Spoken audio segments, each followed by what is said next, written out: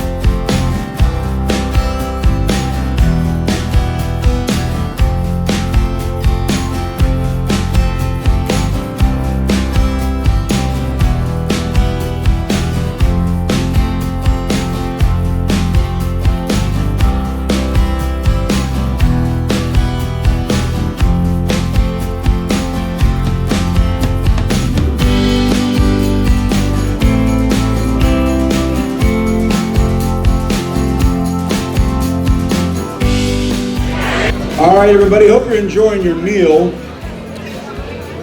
We're going to continue dinner as we have some special speakers come up that set the tone for the induction part of the evening. As many of you know, for many years, already in existence is the Bakersfield College Track and Field Hall of Fame. That's in your program, and we're going to mention that in a moment. And we also have the Football Hall of Fame. But a few years ago, it was finally put together where we have an all-sports Bakersfield College Athletics Hall of Fame. At this time, I'm going to have Jenny Lewis come up. She is the chairperson of our selection committee, and she's going to share with you the kind of the machinations of it all. She also was one of the stars of our very first inaugural Hall of Fame dinner 4 years ago as she inducted her husband Colby. She is the chairperson of the selection committee for the Bakersfield College Athletics All Sports Hall of Fame. How about a big first round of applause of the evening for Jenny Lewis. Jenny, come on up.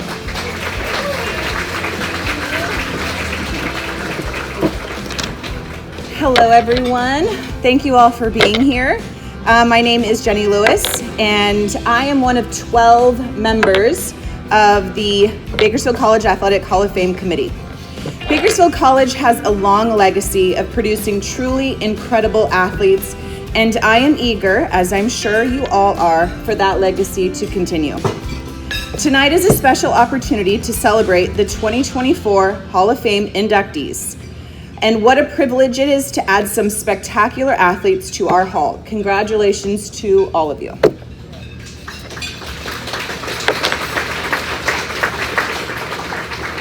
My job tonight is to give you a little insight in how our athletes are chosen for this honor. The community of Bakersfield has access to open nominations on gogades.com.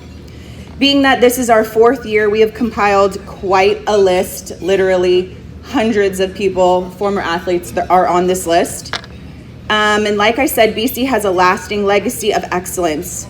After the initial nominations by our committee, the Hall of Fame committee, along with those that have been previously inducted, have voting rights, and that's how we come up with the new class every year. So if you know of an alumni that has made a significant impact, I encourage you to get on our website and to please nominate them. I would like to thank my fellow committee members for their hard work in making this night happen and their commitment to Bakersfield College. At this time, I know everyone will hate that, but if you are on the committee, please stand up so that we can recognize you and your efforts and all the work that goes behind the scenes.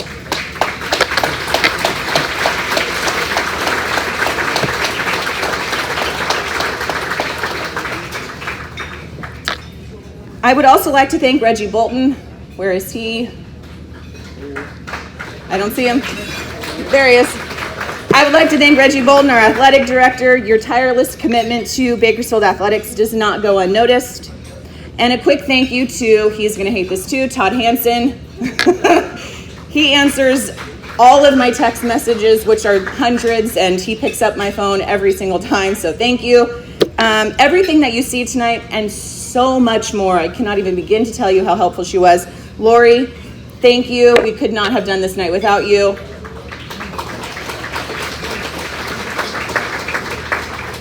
Also, she's also going to hate this, but I would like to take a moment to recognize our archives department. Bethany, I know, I'm sorry. Everything that you see, all the memorabilia that she pulls, that's her responsibility, her job. She makes these events come to life. She brings the past forward. We have many dinners that lead up to this. And even at the simple dinners, she's bringing out stuff from the archives, including my old basketball pictures that I haven't even seen. Lastly, a huge thank you to all that are in attendance tonight. Our sponsors, SCOE, thank you.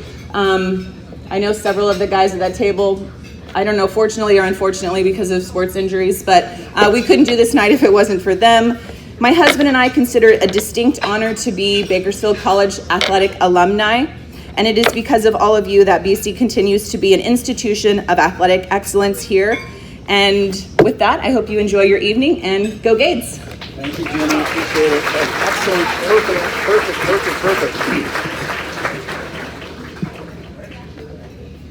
But the fourth word out of her mouth was the word legacy, and our next speaker and I locked eyes because we were talking about that prior to the evening starting. He's our new president of Bakersfield College, and the word on the street quickly is that he was a friend of athletics. He's a supporter of athletics. All of us that are former Renegade athletes, that's the first question we always kind of ask when it comes to big brass or upper management. Are they friendly to athletics? And it's been a resounding yes. So that's a great thing to have in a president, and he's been here for a while, and just a great enthusiastic man, and he definitely believes in what that term means and legacy. Let's welcome to the podium our president, Dr. Jerry Flagler.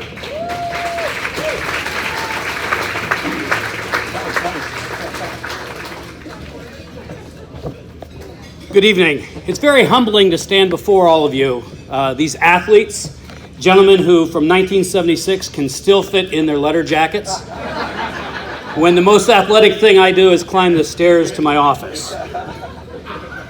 I have to tell you, when I came to Bakersfield, one of my requirements for a college that I was going to assume a presidency for was it had to be a communities college. And after I interviewed with the trustees, the first place I went for lunch was Luigi's. And I saw the pictures on the wall, and two thoughts hit me. Number one, I was impressed. I knew this was a communities college. Secondly, those are some old pictures. And before I even came here, some of you in this room sent me a letter telling me exactly what I should be doing with athletics. And what you didn't know at the time is that's the surest way to get me not to do it. But I had already determined that the importance of athletics to BC was central. We are the oldest continuously operating publicly funded community college in the state of California. We are, by definition, a legacy school. And if we're going to do athletics, we're going to have legacy programs. So this year, I began by, against his wishes and will, having Reggie Bolton start reporting directly to my office. So athletics comes directly to the president. And we started getting involved in talking about what we could do. Unfortunately, this summer, we had the passing of Coach Bowser. And last fall, we had the passing of Coach Collis. We've lost a lot of our legacy folks in this last year. So this year, we dedicated the season to Coaches Bowser and Collis by putting a BC sticker on the back of the helmets, Bowser Collis. And the day that the athletes received that helmet, I asked Coach Dameron to come in and speak to the team and tell them what it meant to play as a Renegade.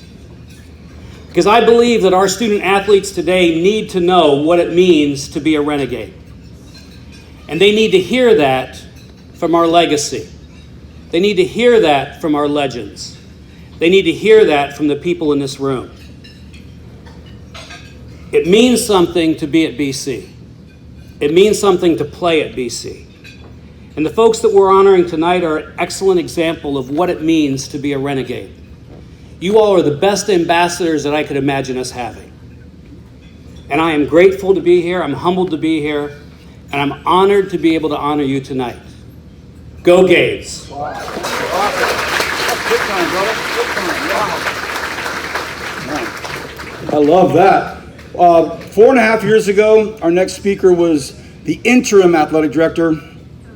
And we used to talk about this, because as a basketball player and baseball player, BC was always the, football and track, we get it, the Hall of Fame, but, he always had that burning desire, too, to have an all-sports BC Athletics Hall of Fame.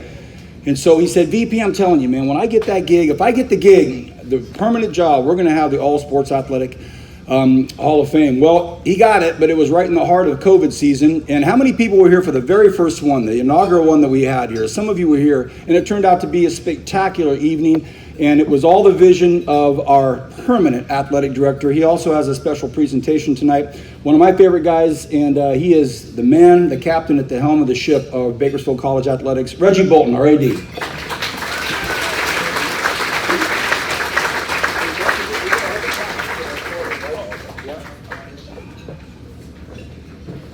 Wow, that's some high expectations in this room right now. First of all, I want to thank everybody for being here. VP's right.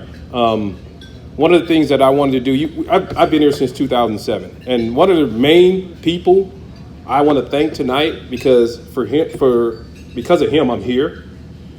Because of what VP just said about this event in itself, it's grown in the last 4 years, and we started it together. And he doesn't like that, but I'm going to embarrass him right now. Jeff Chudy is the main reason this event is the way it is right now. So, everybody give Jeff Chudy a round of applause.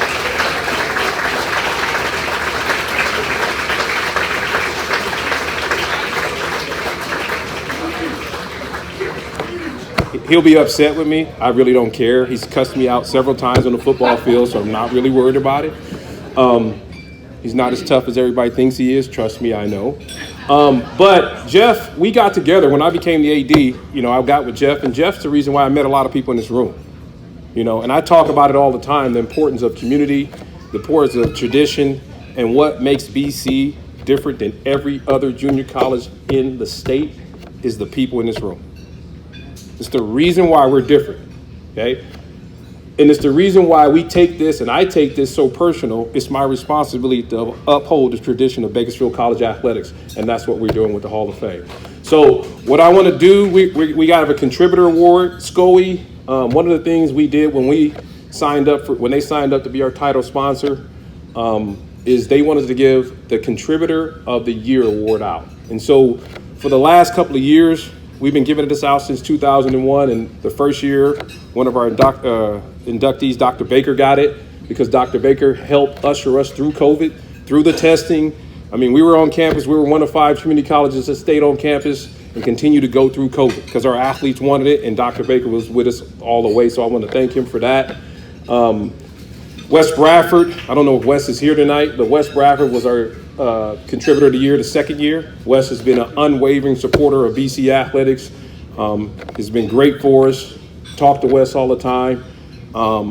And then last year it was the Dean and Ada Gay Foundation and Catherine and David Gay, and they've done some remarkable things on our campus with donating to buildings. So tonight we want to bring up SCOE and have them present this year's recipient of our 2024 Contributor Award.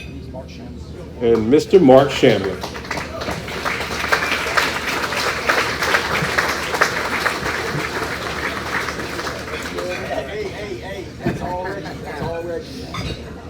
Good evening, everyone. I feel like I don't really need to say much about the recipient tonight, but I think everybody in the community knows her, knows who she is. Her contributions to Bakersfield, pretty much limitless. She attended East High. She followed that up with Bakersfield College. Throughout her career, she's worked for the W.A. Thompson Incorporated and then later purchased it. She has accolades such as the Miller Businesswoman of the Year. She has accolades of Philanthropist of the Year. She's been so involved in the community that it's pretty much unbelievable. Every walks of life, 4-H, high schools, mental health, you name it, she's been a supporter. She's an avid, wonderful supporter of BC athletics especially. I think she's an amazing woman, both in business and in life, and a heart that gives probably more than anybody I really know. So we want to award Mary Trishelle with the award this evening.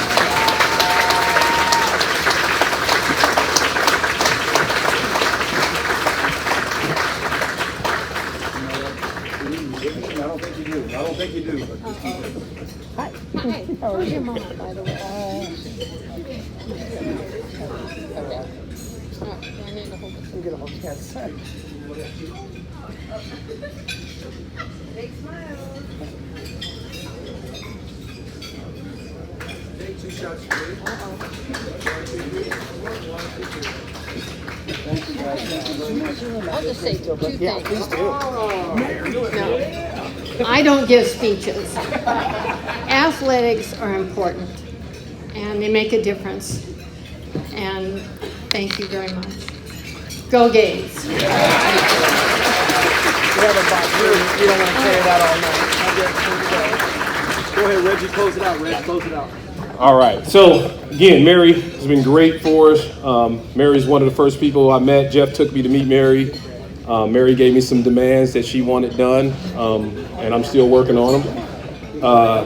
The other thing is Mary, most of you guys know Mary a lot better than me. She doesn't want to be recognized.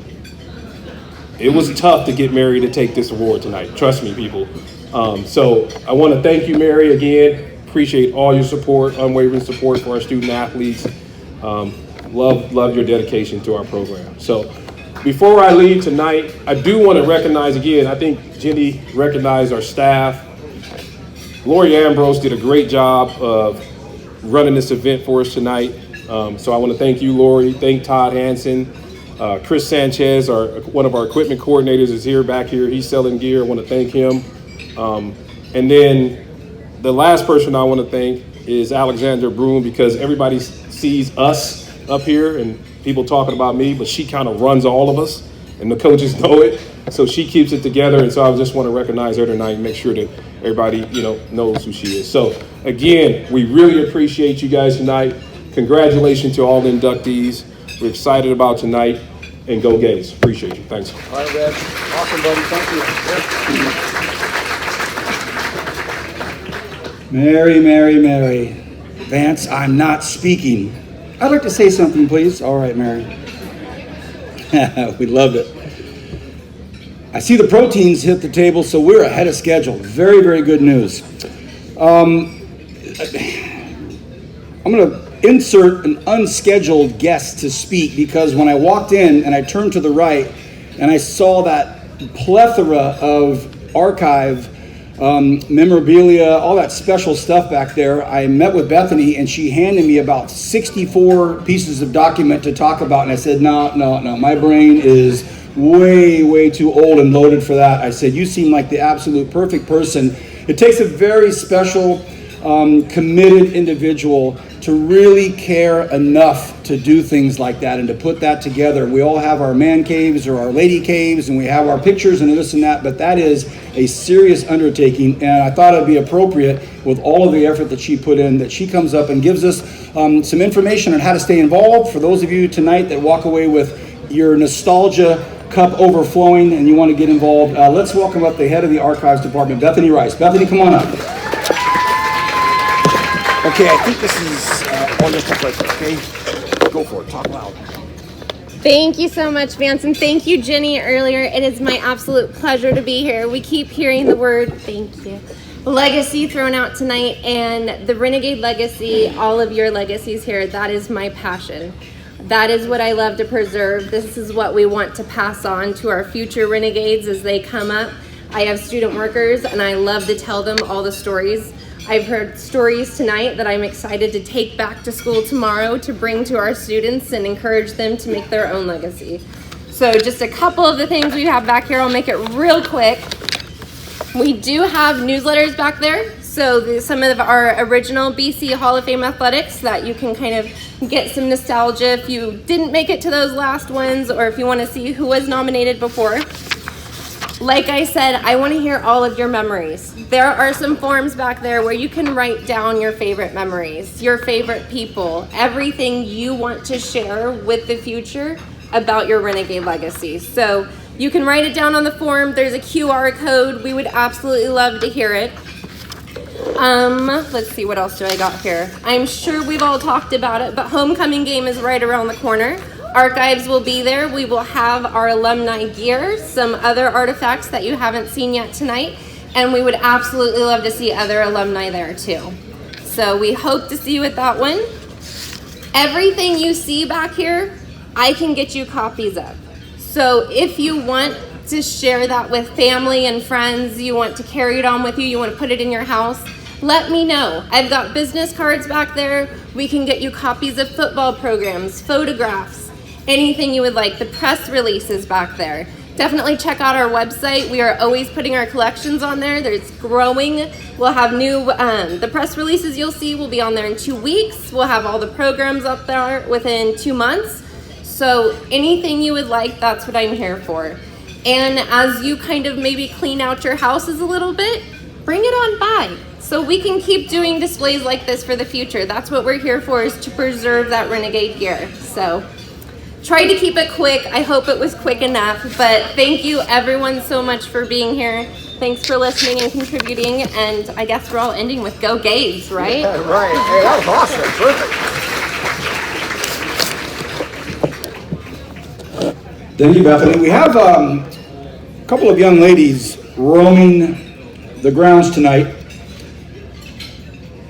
Jocelyn Martinez is the editor-in-chief of the Renegade Rip. Remember the Renegade Rip? She's here tonight, the editor-in-chief, and the sports editor is Natalie Macias this evening. Where are you, ladies? Where are you? I can't see. They're back there. So they may come up and ask you some questions. For those of you inductees tonight, if you have Jocelyn or Natalie approach you for some questions and answers, they're going to want to do it. And one of our inductees, Cathie, they want to do a story on you, so be ready for these ladies. All right. In your programs on your table, if you can get those, you'll see where we have the Track and Field Hall of Fame.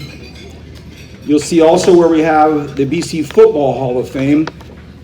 And that's very intentional. When we had our very first meetings for this All Sports Hall of Fame, it was quickly agreed upon that we would include in all of our programs moving forward the Hall of Fames for our track and field members and our football Hall of Fame members.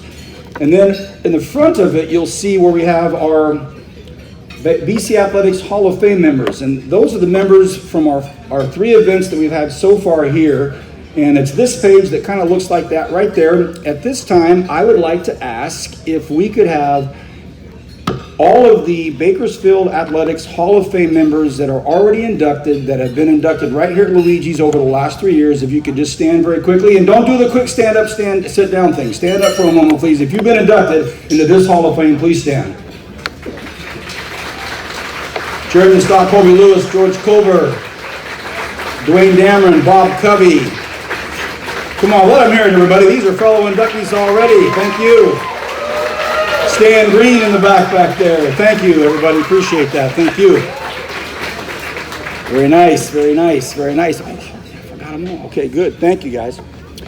Okay.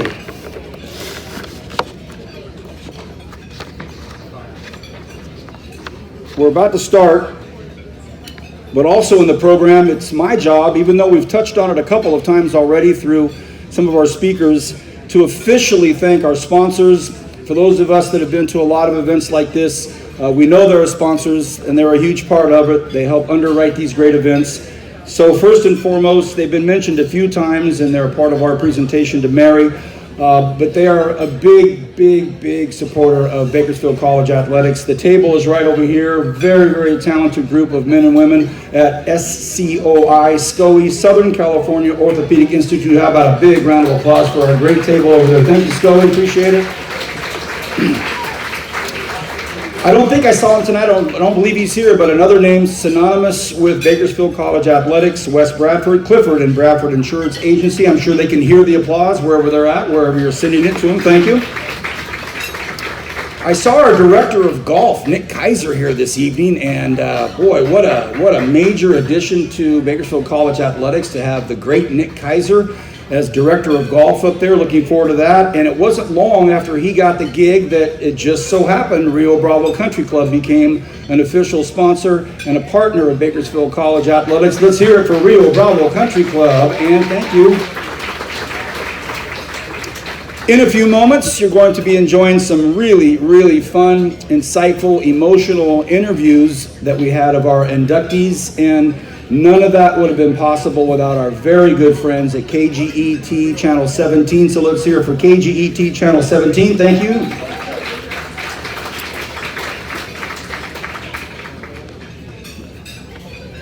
I would bet a lot of money that I don't know, maybe, I probably shouldn't take this bet, but I would imagine there's not a single human being in here that has never, that this is their first meal at Luigi's. This is a name that's stamped in all of our brains. We have visitors that come from all over the world to visit us. Hey, I want to go to dinner at Luigi's. How about a big round of applause for our staff tonight at Luigi's? Thank you.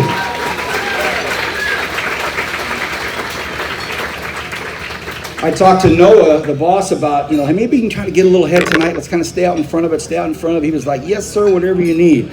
And last and certainly not least, to anyone and everyone that's on the microphone tonight, especially myself, and to all of our inductees that their voices and faces will be heard and seen tonight. If you've ever been involved in any of these, you know the absolute premium 5-star value that you place on a good sound and light technical company that gets it all out there to make it sound and look good. And our two guys back there, Macaulay and Mikey, the M&M group from Pac West Sound. Give it up for those guys right there. Thank you, fellas. Appreciate it. If you're throwing, hey, I didn't give any plugs for anybody, but if you're throwing an event, if you're throwing a big gig and it's got to cover a lot of ground, a lot of sound, those are it. Last and certainly not least, he's not in the program, but I want to thank a gentleman that's been thanked a couple times already tonight. He's involved in the marketing for Bakersfield College Athletics, and he's a special guy. We had our meeting for this event, and he looked at us all and he says, you know what? I want to pay for the tickets for all the 1976 team. And that's not chump change. And I'd like for him to stand, and he is responsible for covering the cost for all of our 76 team tonight. Todd Hanson, please stand up, buddy. Thank you.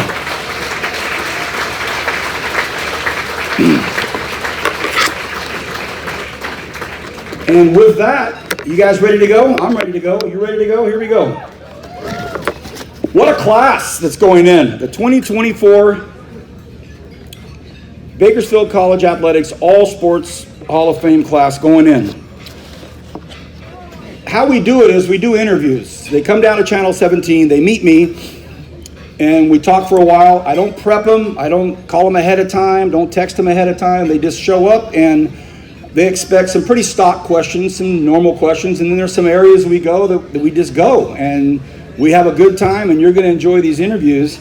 But before we talk about the 2024 inductees, I want to make a special, I guess it would be an announcement or, kind of a preview that during the interview process, and specifically with the football inductees and with Dr. Baker, we took a moment to reflect on the passing of Coach Harville Pollard, Jerry Collis, and Coach Bowser. And all of them gave me some incredible content. And it was so much content that had I edited and put it all together, we'd be here until homecoming Saturday night. It'll be a long, long night, right? So what we're doing is we're compiling that, and we're going to put it together and make a really nice video package of all that information, and we're going to put it up on gogage.com, and I'll talk to Channel 17. Possibly we can do a nice story about that, but it's beautiful, and the commentary that they gave on these three coaches that we lost this year, very, very special. So I do want you to know about that. We didn't forget about it, but it's definitely going to be something that we do. For the interview process for the inductees tonight, after their interviews, they will come up and we're going to present them with a plaque, and Nick Ellis is going to have a photo of them and our athletic director, Reggie Bolton. So let's get going. You'll see the interviews, they'll come up, they'll give some thanks, and then afterwards, the party keeps going, by the way. This party goes as long as we can let it go, frankly. So our first inductee to the 2024 Hall of Fame.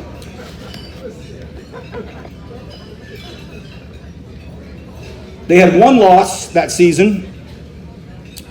They outscored their opponents 364 to 181. They were the Metropolitan Conference champions. They were the Potato Bowl champions. They were the Junior Rose Bowl champions, and ultimately, of course, the national champions. In the Junior Rose Bowl game on December 11th, 1976, the Renegades beat the Ellsworth Community College Panthers 29-14 in the Rose Bowl Stadium in Pasadena, California. One of the significant points about this game, it was broadcast on CBS Radio nationwide and Armed Forces Radio worldwide, and it set an attendance record for any junior college event in North America. It was quite the spectacle, and you'll hear about that in the interviews. The coaching staff, the head coach was Jerry Collis, and at this time I'd like for his daughter Elaine to stand and give us a wave. Where is Elaine at? Elaine, where are you at, babe? There she is. Thank you. It's a pleasure to have you here. Thank you. The line coach, Dwayne Dameron, the offensive backs coach, Carl Bowser, the defensive backs coach, Harville Pollard, the linebackers coach, Walt Johnson, the wide receivers coach, Bruce Algra, and the trainer was Jack Cathie. Now, about this interview with Coach Denman and Coach Dameron you're about to see, a couple of notes about this interview, and I took a couple of notes, and I'll give you previews before each one. Notice the big guy, Coach Dameron, with his notebook. He brought a notebook to an interview. That's all I'm going to say. Ever the consummate coach and fact checker, Coach Dameron with a notebook. Yesterday on the Greg Kerr show, he had Coach Waffle and he had him on the show, and Coach was talking to Greg Kerr, and they were going back and forth. And Coach Waffle had such nice things to say about Steve Denman. I mean, he was waxing eloquence and just beautiful stuff about his teammate, Coach Denman, sitting at the table with him tonight. Hey, Waffle, just remember that as you see this interview, all right? Spoke very highly of you. And the last thing I'll tell you about this is, as I sat there, 35, 40 minutes of content that we had to whittle down to a short interview, there's too many stories to tell about this 1976 National Championship team. After we have our ceremony, you're all going to get back together and have your fun here for another hour or so, so I'll let you do that. Enjoy this great interview on the 1976 National Championship football team. Roll it, fellas.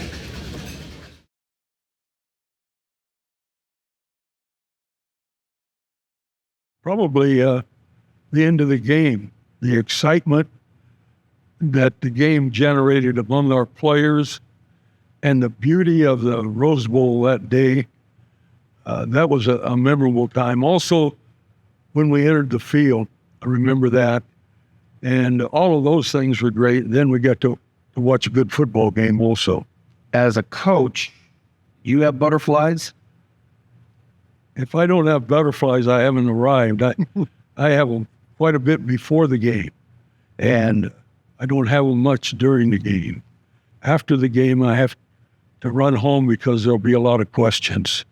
When you looked at those younger players, especially maybe your freshmen that were walking out onto that field, do you remember sensing, okay, some of these guys are a little nervous here, this is a big one? Oh, you better believe it. But I also sensed the fact that we had changed terribly a lot, and since the first of the year, we had begun not as confident as we ended. The spirit on the team at the end of the season was remarkable because we were essentially a unified group, and that had to grow from the beginning to the end. It didn't really begin that way. What do you remember about the game before, when you had the big day, the big game to get primed for this big national championship? All I remember is, I think that we held the attendance record there in the stadium for quite a few years after with that game. So it was a packed house, and it was just a great team effort. I mean, we had Krista France and Georgino and Tonga, and those guys were just, catching the ball. They made you look good, and then Blackford and Cathie and running backs and Brunswick, Mike Kelly was back there.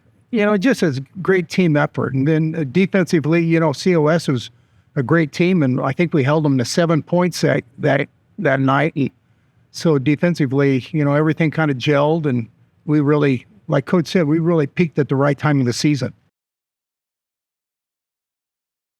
I remember Ellsworth, Iowa, when we had our the big meeting before at the Helmet Club. We had a meeting, and they got up and introduced themselves, and then we got up and they introduced us, and they laughed at us because we had guys, 5'5" as a bowling ball. Brunswick was Mike Kelly was our fullback, and our linemen were good size, but nothing like Ellsworth, Iowa. And they all laughed, kind of snickered about us and everything.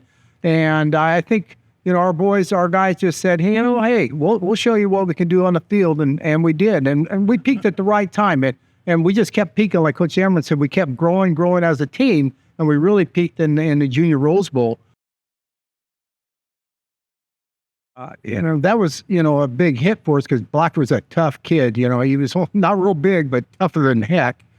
But Cathie had his own, he was a real kind of slick kind of guy with great speed and just really confident in himself and did a great job. So, we, didn't really miss a beat, with him. But that was almost with every position. We had guys rotating at guards and tackles and even a quarterback. Terry Stokes and I rotated a quarterback, and defensive linemen rotated, DBs were rotating, linebacker rotated. So it was really a continuity of a whole team working together. So when you miss a guy and you've got that continuity going as a team in different positions, hopefully the machine just keeps moving. I surely will, but first I want to talk about the fact that Denman and I are offensive guys, and we're giving a lot of ink to the offense. We mentioned the defense. The other thing, Denman is a back, and he's leaving too many of the linemen out of his exposition of the team. We had a bunch of good offensive linemen, tight ends that were in that game. Oh, man, there was quite a few of them. On defense, probably Waffle had the biggest mouth. That's it. Coach, you concur? You concur with Waffle? I would never castigate the great professional coach. Waffle has a great history in football. Yeah. But he was a little bit noisy. And the first time he came on the field, he had a pad on every exposed part of his body. And we had to get on him through the years about that. Good man. Oh, probably Hubbard or Cathie. I think Terrence Hubbard or Cathie. Coach, as linemen, we really don't compete. I like to think of our tight ends as being able. Tunga could get down the field. He was a great player and a fast guy for tight end. Boy, just thinking of the defensive guys who's talking about hitting. Hill, with our linebacker, was a top. He could lay it on people, and I'd say Hill right now. Heck, when my guys hear this, they're going to say, "You don't understand who hit." But if I remember correctly, Dan Clark was the guy that would deliver a shot. Yeah. This is a memorable team, and as I've said earlier, it's one of many Renegade teams. This one probably meant a lot to Coach Pollard because his son was a DB and a kicker on the team, and Coach Johnson had an inside linebacker, Keith David, that became his son-in-law, and I had a son playing center, and during the course of time there, he chose not to live with me in my house, but go to my mother's house because he told me he didn't want to see me any longer than what was on the field. It's unique to have, in a community like Bakersfield, have a team like this that 90% of the guys were homegrown, and we had a few guys that coming in that really helped out. But just representing our community and being proud of our community, and we were all very proud of our community, and our community was proud of us. We probably had 40,000 people went down to Rose Bowl and watched us that day. Yeah, it was, you're kind of out of it. I mean, I'm kind of in shock. We get on the bus and you come home and I was kind of in shock. I was looking, they gave us all watches and everything, and I don't even think my watch worked right. I think it was going kind of backwards or something. But it's just, you're in shock of all of the stuff. You don't really realize what you accomplished until, everything kind of settles in a couple days later. At this time, if we could have all of the players in that football team, please stand up and stay standing. Stay standing. Stay standing. Coach Dameron, come on up, buddy.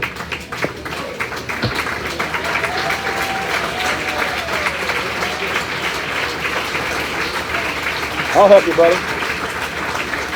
You got it, big man? You got it? Whatever you want. I got it, buddy. It's all you, my man. It's all you. Let me get out of here right here. Right in there, big guy. Get out. There we go.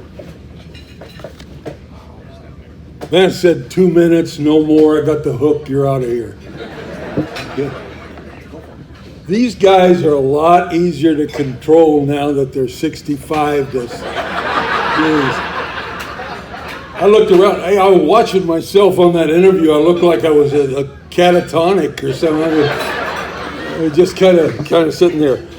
Okay, my 2 minutes is gone. Here we go. I want to thank the foundation for choosing this fine team to honor. They made an excellent choice. This is a good bunch of guys who followed through, and we know about them. The team, one other thing before I get to that, I want to congratulate all the other. Why is everybody standing up? Oh, you're supposed to stand up. That's what the guy said. Okay, good. Okay, I got you. Okay. It's not hard to understand. Okay, here we go. So, all the other guys that are going to get awards tonight, we want to congratulate you. They're all Renegades that we know, we're proud of, and we're looking forward to you being honored. Our team right here is certainly should be honored. They're a great group of guys. I want to also mention that there are many friends and family here tonight that are here to honor those that have passed away on our team. I don't know, maybe a dozen or so of our players that we love and we remember, just like the mothers or the relatives or the other people remember them. And We want to honor them by mentioning that fact. The coaches we've talked about quite a lot. Geez, the guy in the middle is so thin and nice. The rest of those guys, I love them. I worked with. They had a big impression on football in this community for 4 decades. So they've been around a long time, those guys. And they're brothers. Coach Johnson. And we go to Coach Pollard, Coach Bowser, and our head coach worked on both sides of the ball. He was truly a head coach, an inspirational guy that led this team to a national championship, and we sure want to remember you. Thank you very much, and thank you, team. Okay.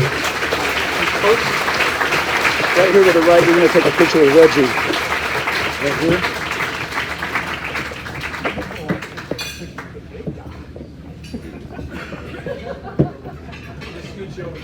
Yeah, let me get out of the way, dude. Yes, you can have a seat now, guys. You can have a seat now, right? Hey, I thought it was apropos that they were standing for Coach Dameron, yes? Hey, Coach Waffle's still not sitting, man. Slide boy, Waffle.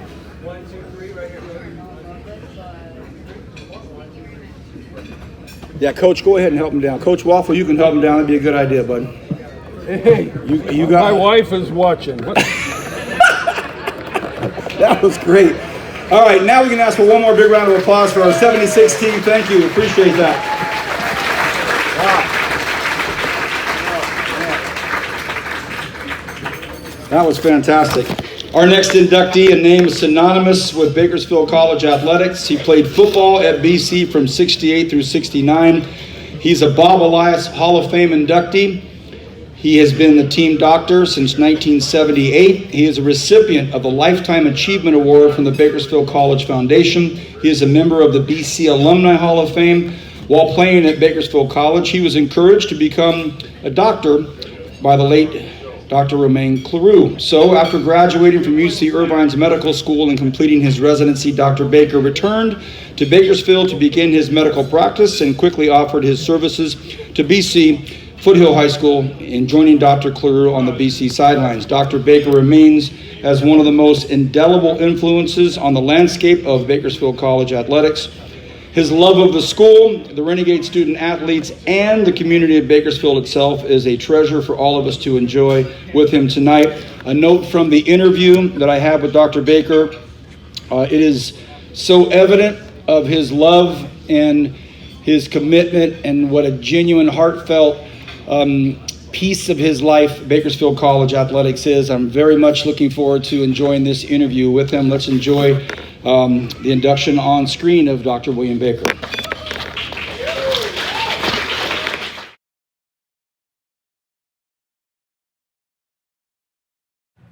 Dr. Baker, talk to us about your time as a player. I believe it was 68, 69. Is that correct? Talk to you about your time as a football player.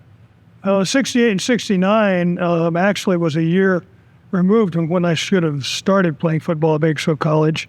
I played at Foothill and graduated in 67, and I was supposed to go to Whitworth College on a small college football scholarship, and the girl I was in love with decided to change boyfriends after I had already given up the scholarship and went to Bakersfield College, and 2 weeks later, she decided she wanted another boyfriend. So there I was at Bakersfield College with no scholarship, no opportunity to play football, taking 21 units, and lovesick. So that's the way my college experience started.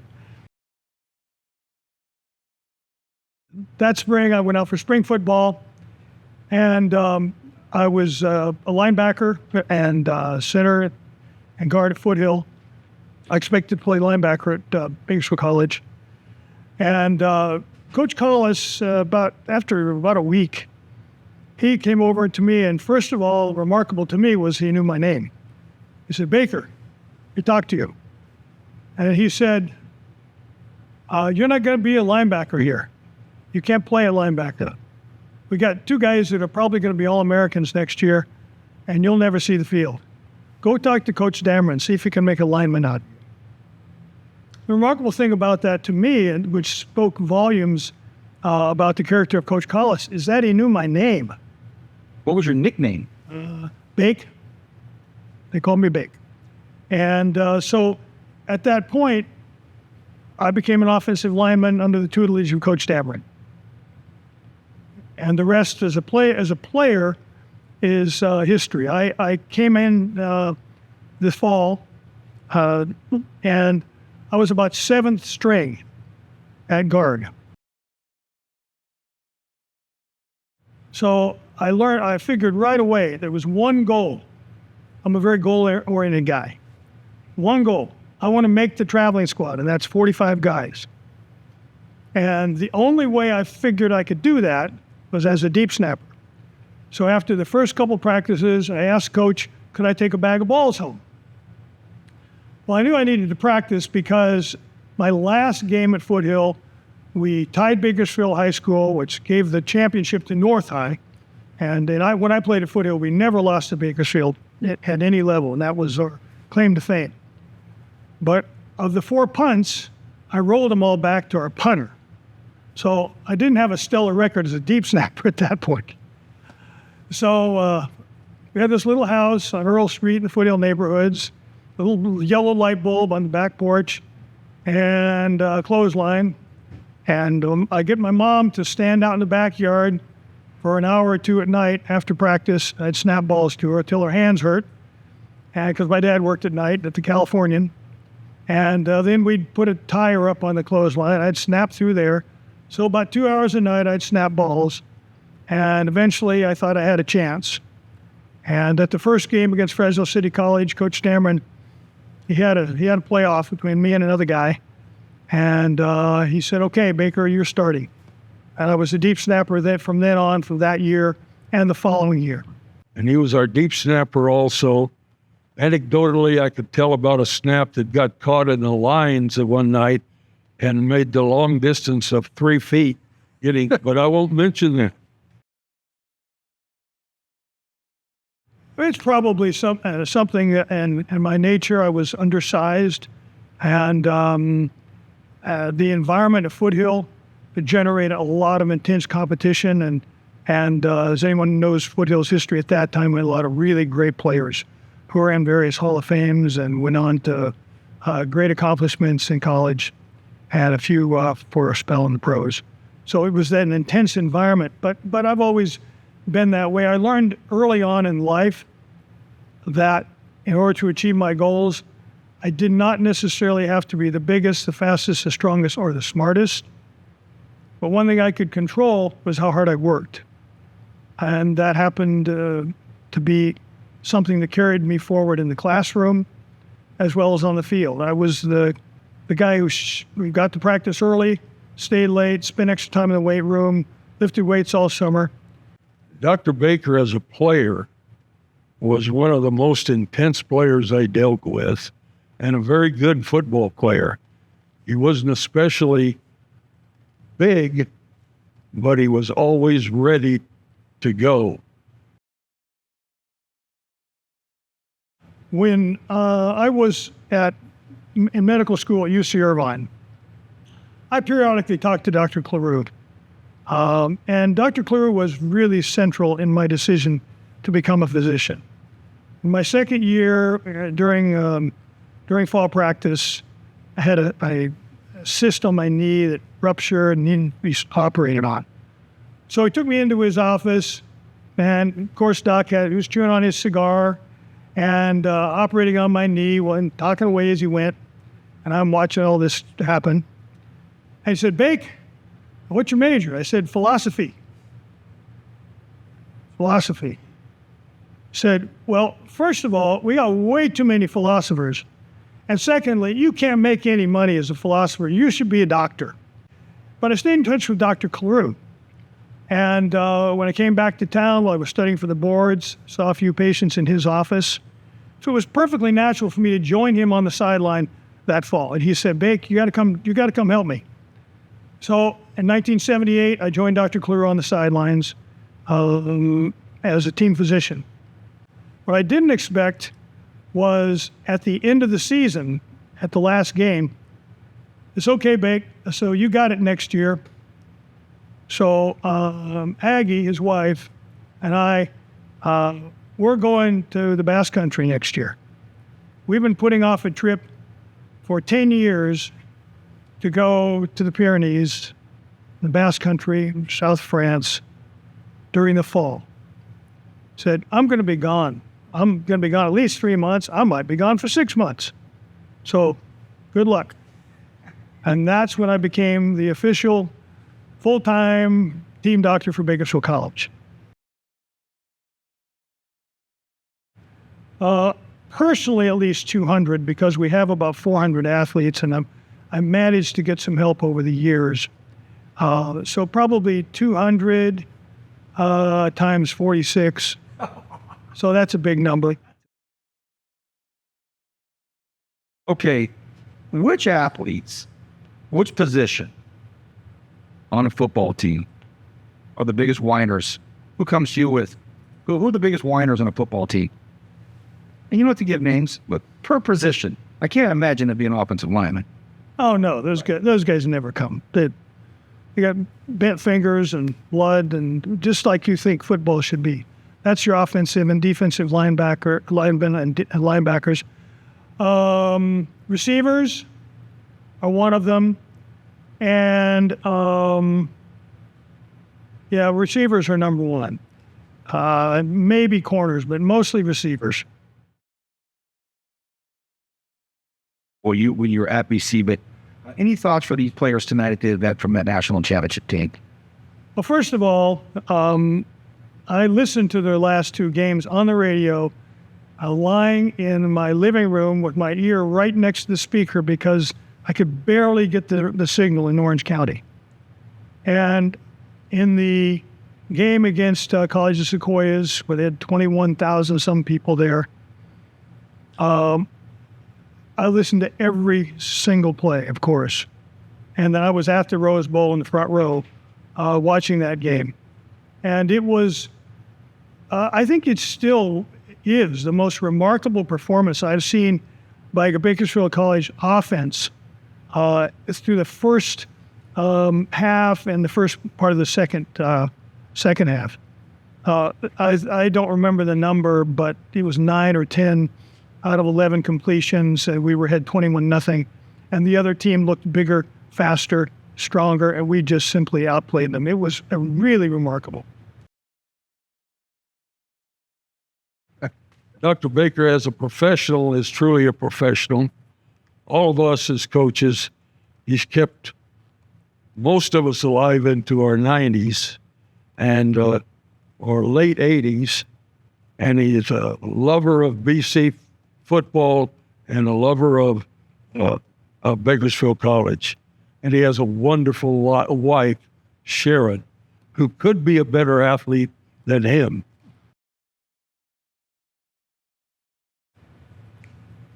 I was afraid you'd ask that.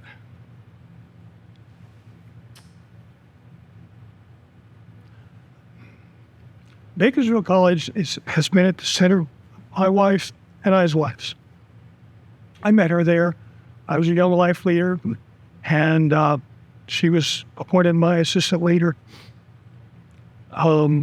My orientation was around Bakersfield College athletics, and the people who I respected the most are the coaches, players I was around. To have the opportunity to give back to an institution and to people who'd given so much to me was the gift of my life. And so it's hard for me to answer that because it is everything. It's truly an honor to be inducted in a class with such remarkable individuals and the 1976 team. After sitting and watching that game, I would never have imagined that this honor would ever come to me. I never thought about it. But to be inducted with that team and with all of you, all of whom I watched play and perform, it's truly an honor, and I'm very grateful. Ladies and gentlemen, let's welcome up Our doctor, Dr. William Baker. Come on up, Doc.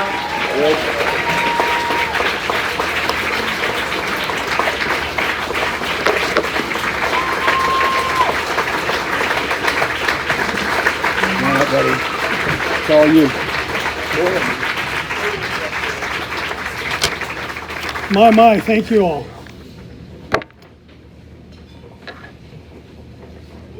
First of all, thank you to God for bringing my wife Sharon and me together at Bakersfield College, co-leaders of the BHS Club and the Christian Ministry of Young Life. Sharon has been at my side for over 54 years, as well as at over 440 Renegade football games. And yes, she is the best athlete in the family. I joined the Renegades as part of the sports medicine team 46 years ago, and she's been at my side every step of the way since. Thank you, Coach Dameron, for giving an undersized offensive lineman a chance to compete on a level playing field with physically more gifted individuals to become just a contributing member of the team. Thank you to the BC Hall of Fame Committee for your recognition as I'm just one of the many dedicated volunteers who've allowed so many remarkable BC athletes to compete on the fields, on the track, on the courts, on the mat, and in the pool for generations of success.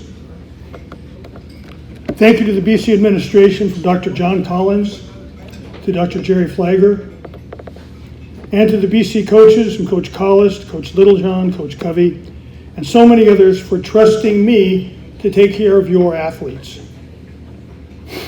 Thank you to the BC Sports Medicine team with whom I've served.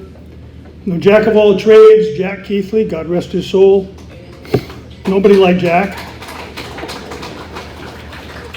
The consummate professionals, Fred Smith, Mike Medeiros, and Tricia Gay. Would you guys please stand up? I don't think Tricia's here. Mike and Fred, can you stand up, please? You guys are the best, man.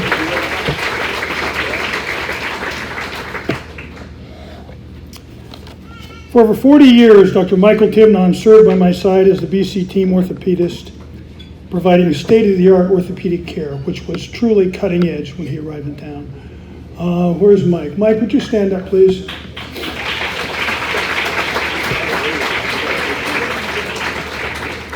And thank you to SCOE and Dr. Mark Shamlin and Jared Merriman. They've stepped in to provide orthopedic care at the same high level of state-of-the-art orthopedics for our athletes. So, and they've played such a great role in supporting Renegade's athletics and helping us maintain the quality of our program. Thank you guys all so much. Mark, Jared, thank you. Finally, congratulations to all the inductees this evening, all of whom I believe I've had the privilege to watch compete. And my teammate and over 50-year friend, Dave Manning.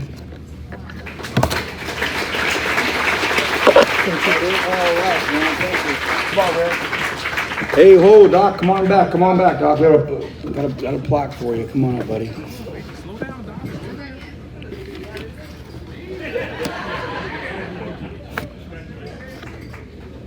What a special man. Let's hear it for Dr. Baker one more time, everybody. Thank you.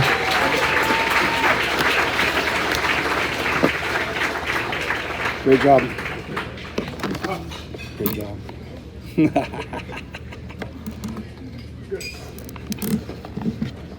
Our next inductee, it's a very special time right here. He could not be with us this evening. His health is just not making it possible for him to come up from Southern California, where he lives now. Can't see real well, but his spokesperson did say that once we play this and put it up on a really big screen, he's going to be able to watch it, and he can certainly hear it. So it's Vernon Burke, and when you host these and you have an inductee that performed all of these great feats before you were born, you've got to go do some digging and do some research. And I also asked a lot of questions from a lot of people about this gentleman and wow, the information and the content flow that came back about this very, very extraordinary athlete. Vernon Burke was a star athlete from North High School in both football and basketball. In 1958, Vernon was named MVP of the basketball team and the school's leading scorer. Burke continued his athletic excellence in 1959, being selected to play in the Senior Bowl. After graduation, Vernon played football at Bakersfield College, where he was named second-team All-American and MVP of the 1959 Junior Rose Bowl. Burke broke many passing records at Oregon State, including most catches in a career, yards in a career, most catches in a season, and most touchdowns in a season. And he was the number one target for then the Heisman Trophy winner at Oregon State, Terry Baker. He was drafted by the 49ers and played for the Oakland Raiders in the NFL and the Saints, drafted in 1962. Burke played 4 seasons in the NFL. Is a 1978 Bob Elias Hall of Fame inductee, an Oregon State Athletics Hall of Fame inductee, an Oregon State Football Hall of Fame inductee, a North High School Hall of Fame inductee, our very own George Culver. Vernon was his idol at North High School. And one interview note, the gentleman that's going to be coming up and receiving the plaque is a legend in his own right. We were lucky enough to snag one of his great friends, Terry Hill, whose father was the first principal at North High School. So there's some synergy in this room tonight for sure. It's a great interview, and we're so thankful for Terry for this. Let's watch and enjoy Vernon Burke.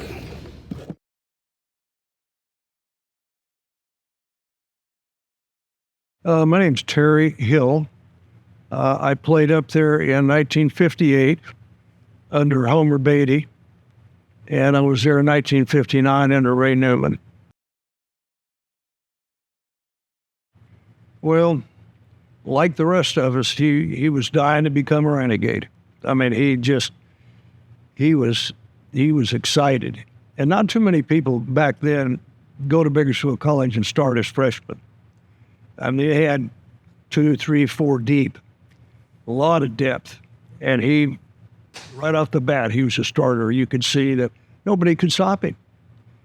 He was so tough. We had 2, he was one end, and we had a guy named Ed Whiskey from Bakersfield High that was the other end.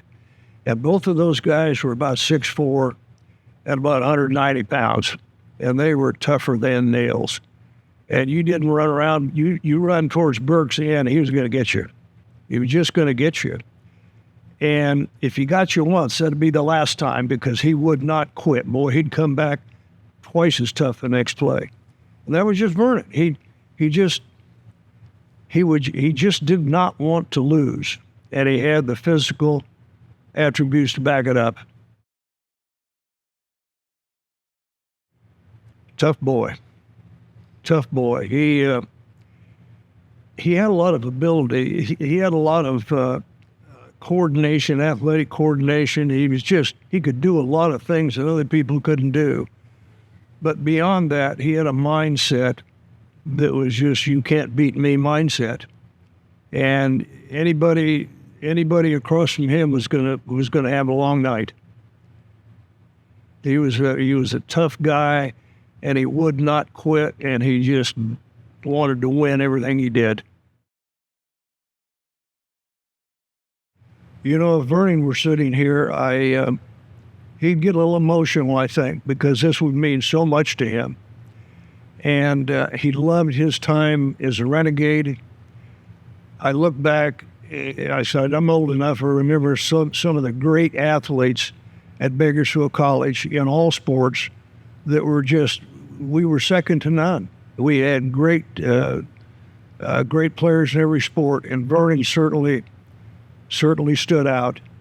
I don't know about Bakersfield College, but I can tell you this. At North High School is about 70, 71 years old. Greatest athlete in the history of North High School, in my opinion, period, and I don't think that'll ever change.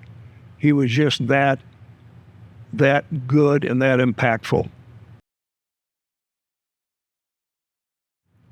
Sort of funny, he was in my mother's 6th grade class at Bearsley School when I was in the 7th. And he got in a fight one day with this guy, and my mom was trying to break it up. And the other guy took a swing at my mom. And Vernon decked him, knocked him colder than a cucumber, blood, nose, everywhere. And he finally revived him and picked him up, and he said, "You don't ever touch Mrs. Hill again." Well, from that day on, my mom thought that old Vern could do no wrong. And Vern was a pretty frisky guy. And he was legendary in Bakersfield even at the time because he was so good in all sports. And just like the old days of the West, guys would try to choose him out occasionally, and I never saw him lose one. That was an exciting day. I was on the team. I was not a starter. I was a second string fullback behind an All-American Don Hampton, but I got to play quite a bit in that game. And that was nip and tuck. We were playing Delmore, Texas. We were undefeated. I think they were either undefeated or had lost one, maybe. I'm not sure. But starting the second half, it was a very close game. And their quarterback dropped back and threw a little pass out in the flat, and Vernon picked it off and went 84 yards for a touchdown. Game over. That was the end of the game. At that point, we just started running over. But he was named most valuable player of that game, certainly, because that was what turned that game around. And that was Vernon. He would always seem to come up with a big play at the right time. What does it mean to be a Bakersfield College Renegade? Boy, back then it meant everything. I mean, everybody was so proud to be a Renegade. I remember Lloyd Mosley and I, who was my best friend in high school, when we checked out gear, boy, I was shaking like a dog passing a peach seed. That was just exciting, just checking out gear, and you're looking around at all these guys. And back then we had a pretty good contingent from out of state. And I remember that year we had 5 or 6 guys that could run the 100-yard dash in better than 10 flat. I mean, we had some guys that could run. And you were just around top-notch athletes. Jerry Tarr, the premier high hurdler in the whole world, was on our team. We had a lot of great guys, and you just knew you were around greatness and great things were going to happen. Yeah, I'd say, Vernon, you see people that had the ability that he had, and sometimes they're a little arrogant, and, you don't need to tell me anything. I can do all this. He was a player's coach, or a coach's player. He loved all these coaches. Turkey Leotis out there at North High, he loved Coach Leotis, just loved him.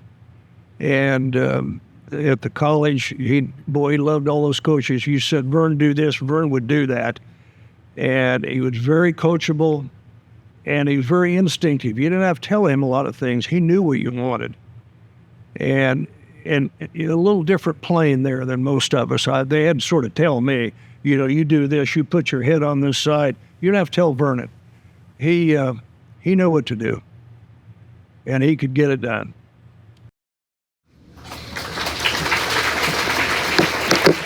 Everybody, let's welcome up Terry Hill, and he can speak on behalf of Vernon Burke. Come on up, Terry. And I meant what I said when I put it in that slide. Best spokesperson ever. How many of us would like to have that guy talking about you, right? It was great, Terry. Come on up. And what we're going to do is package this together and give it to Terry. He can bring it down to Vernon. Vernon's still with us. He can hear it, and he can check it all out. It means a lot. Terry, it's all yours, buddy. Thanks, Vance. I won't take a lot of time. Vernon, if he could have possibly been here, he would have been here. He would have loved this. But professional football sort of did a number on him. And he's just not able. So I'll take care of getting his award to him. He loved being a Renegade. Everybody loved being a Renegade back then. It was just a different time. A different time. I remember I was talking to Dave Manning earlier, and I said, Dave, you remember Remember the locker room before the game? We weren't in the field house then. They didn't have that, just the locker room.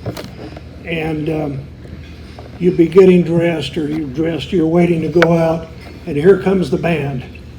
And they're on the back of the locker room walking down that concrete, and that drum section, they started going, and I'm telling you, if you didn't have your game face on by that time, you got it on then. It was pretty exciting. It just sent chills down your body. Just one of the things, I remember the band. It was just so instrumental. And then you'd go down that field onto the track and go into the stadium, and there was 20,000 in there. Unbelievable. It was just an electric place to be every Saturday night we were in town. If you wanted to have a party on Saturday night, you didn't do it when the Renegade's in town, because I don't remember exactly, but there was probably only 75,000 people maybe in Bakersfield at that time, and 20 of them were up at Memorial Stadium. So if you had a party, nobody'd show up. The Junior Rose Bowl was one of Vern's, when I talked to him, it was really exciting for him. All of us, there were 65,000 people in the crowd, and it was electric.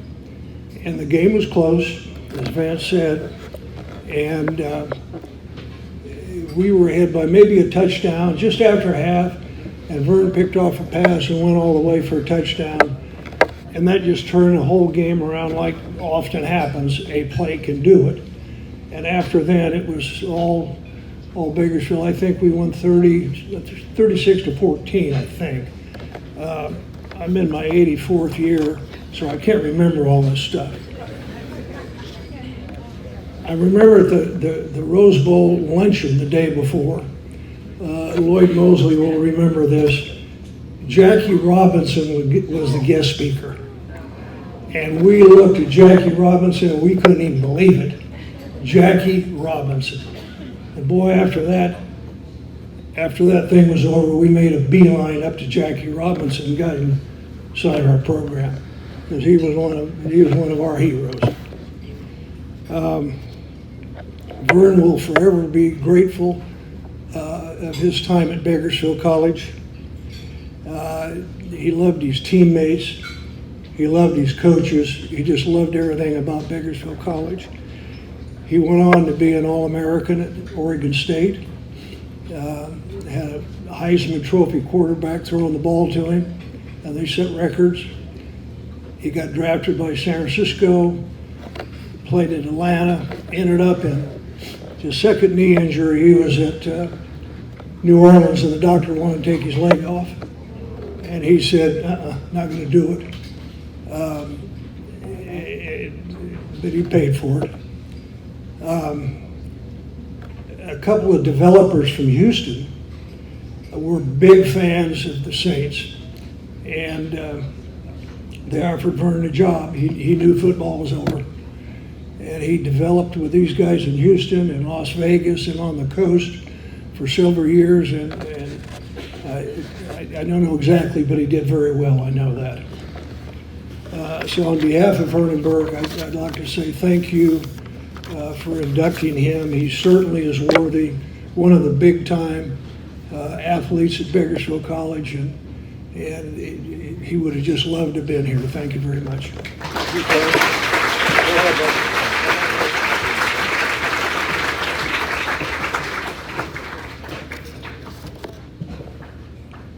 Appreciate it, Terry. Thank you for coming down. Appreciate it having your wife here. And he says he doesn't remember everything at age 83, but he remembered something about a dog passing a peach stone. So I knew when he said it, and the colder than the cucumber line, I said, well, that's going in for sure. Thank you, Terry. Our next inductee played Bakersfield College football from 1994 to 1996. An absolute force as a starting defensive back for the Renegade team that ranked second nationally in points allowed in 1994. First team All-Western States Conference defensive back, the Cliff Chilton Memorial Most Competitive Award, a two-time Shriner Potato Bowl champion, an overall record at Bakersfield College of 20-2, all-conference player at Chiquita Baptist University. He later joined various professional ventures, including roles in sports, music, and film, as well as community initiatives like the Kids in Cleats campaign. Today, he is a successful business executive, a writer, and media analyst, and he is married to one of the most beautiful women on the planet, Ashanti, with her 3 children here. I said hi to all the ladies at the table. I said, man, I didn't think anybody could be as good looking as her, and they all just went, yeah, right. And on a personal note, the gentleman that brought him to our doorstep is here tonight, and I want to say hello to him. I didn't see him here until I looked up earlier. At the time, the sports information director for the Renegades, the incomparable Francis Mayer, one of the most talented, gifted guys I've ever known in my life. We had a change in the broadcasting team after like 3 games in the season. We had to make a change, and Sandy Taylor was talking to me about it, and I said, well, whoever you bring us, bring me some former players and bring me some guys up there. We'll make it work. It's, it's BC football. The product takes care of itself. I just say stuff, and so whatever. So we're at Moore Park on the road. My soon-to-be new partner's car broke down or something like that. I know he wasn't there yet. Then he shows up with curls down to here, and he had a polo on only, not knowing that Moore Park is going to be freezing by about 8:30 at night, right? But Francis, thank you so much, because what you did was bring to us a very special guy, and special to me. He's been with me now for many, many years. He was with me on the broadcast for the Renegades when I was still doing it, and he's still to this day with me on the Current Eye Network. The interview was emotional for both. You'll see that. But boy, you're going to have a lot of fun watching the great Kenny Calvin.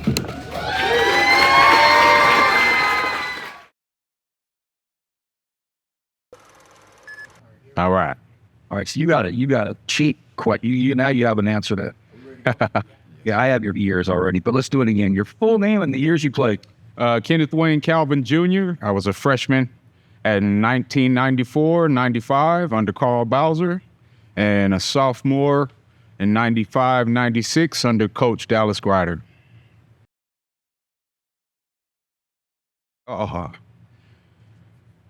Very emotional.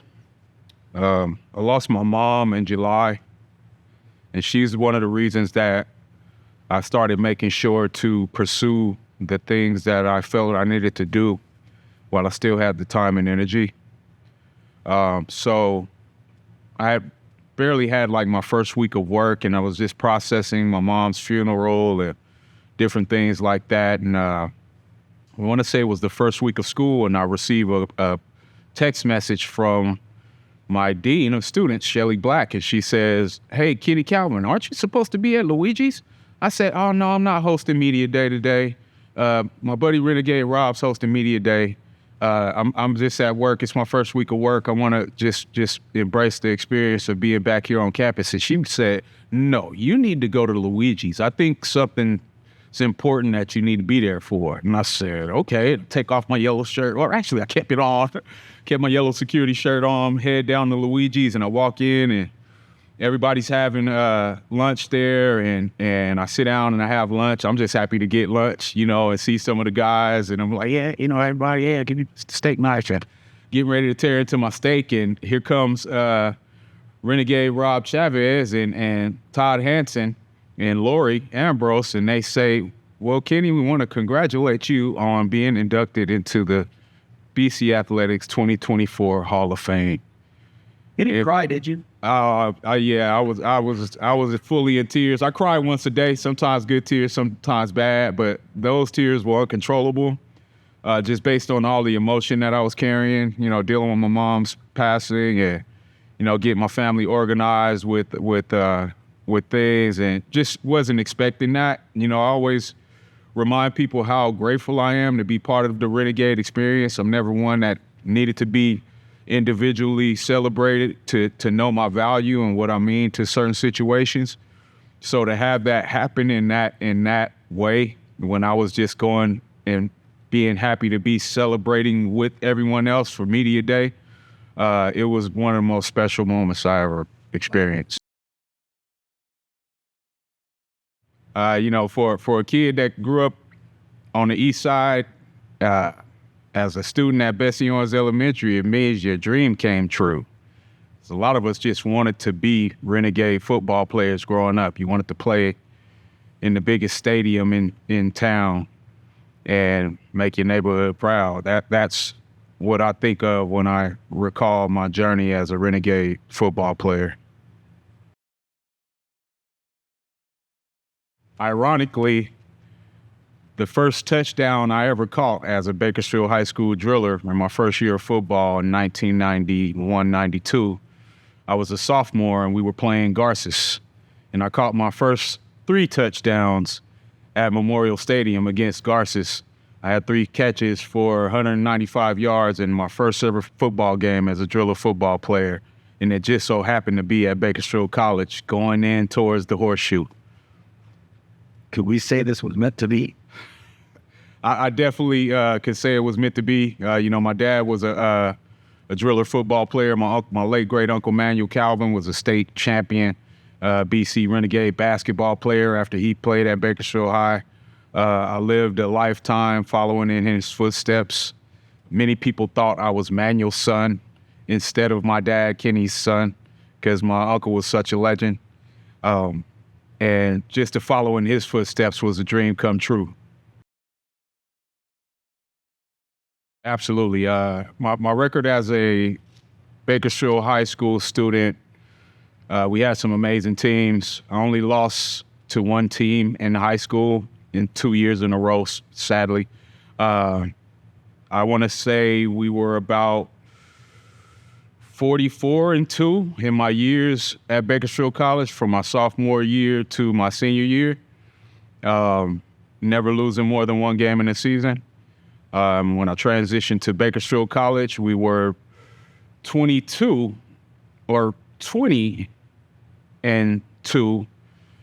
as I never lost more than one game in a season there.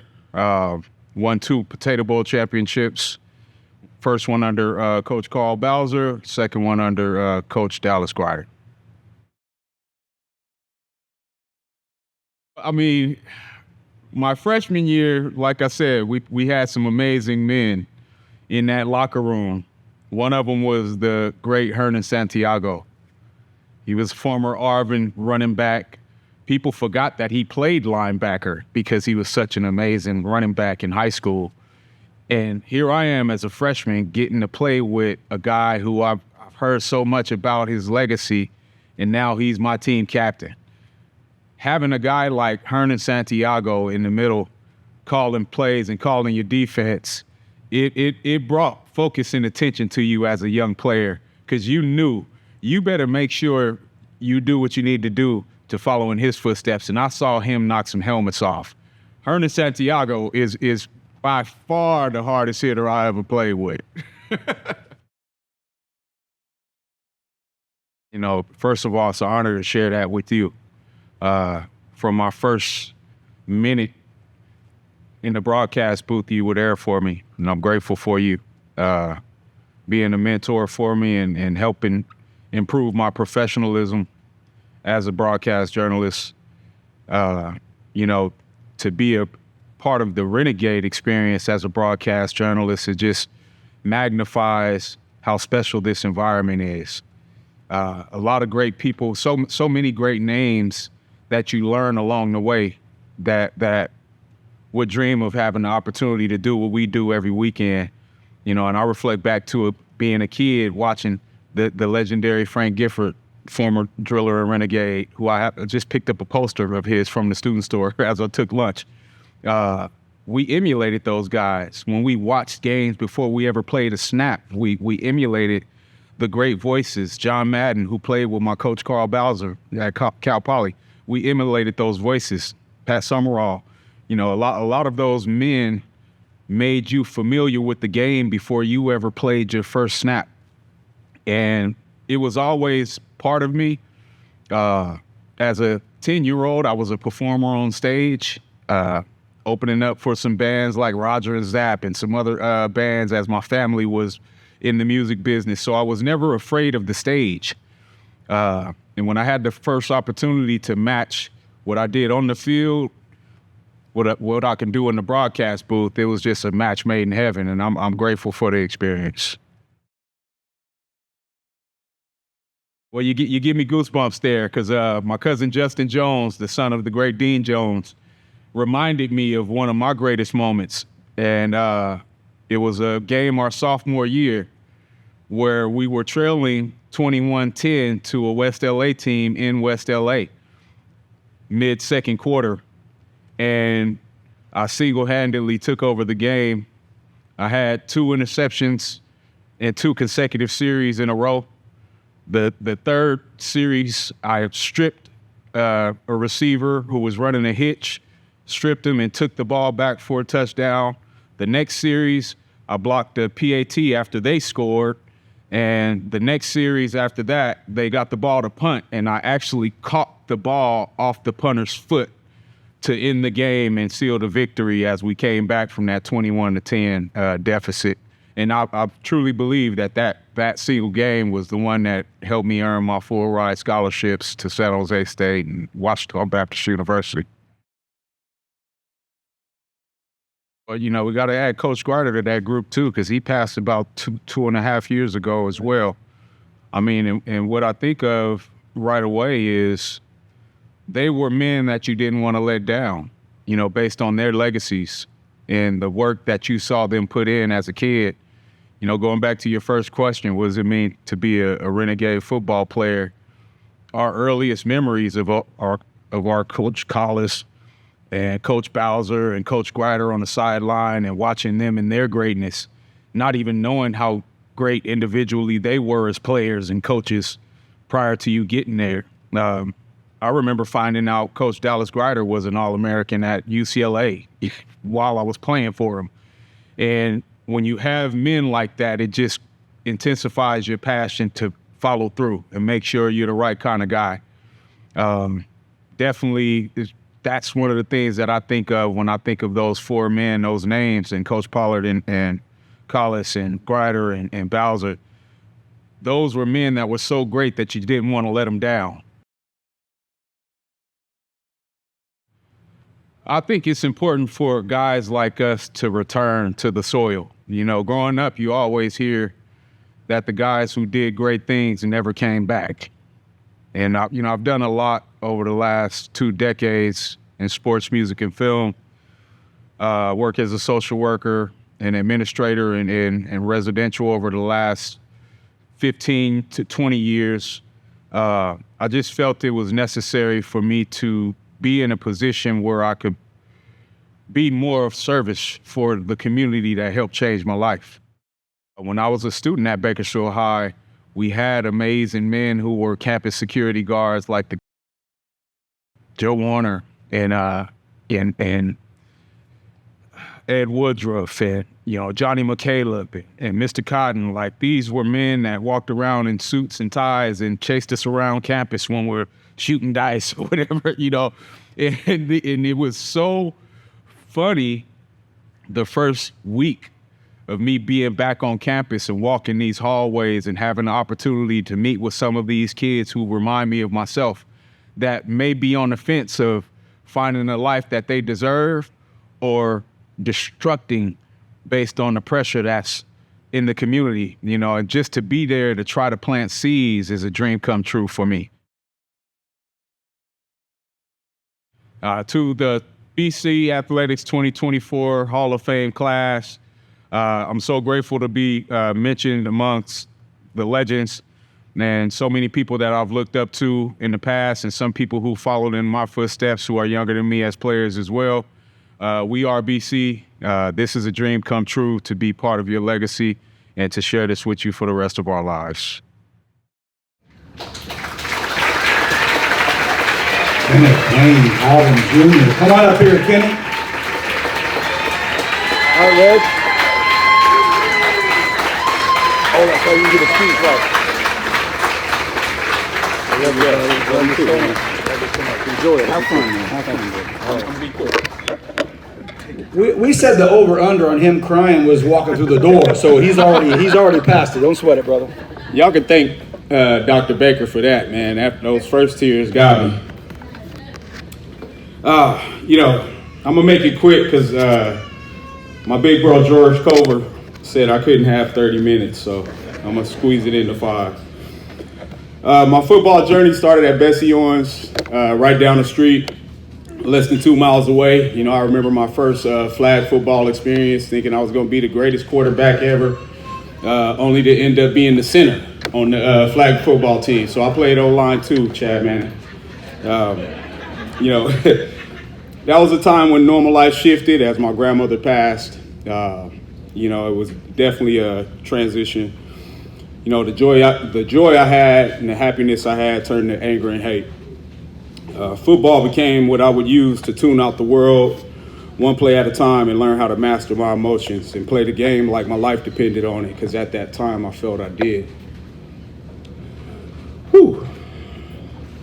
That was also the time I met some amazing men who showed me what the phrase "it takes a village" was really meant to be.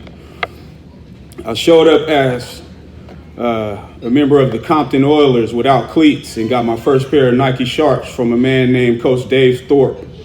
If I could have Coach Dave Thorpe stand up since he's in the building.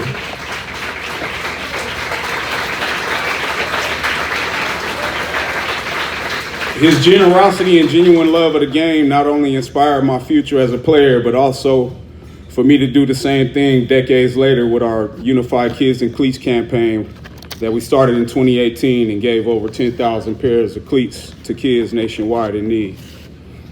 My driller years were like a Friday Night Lights movie.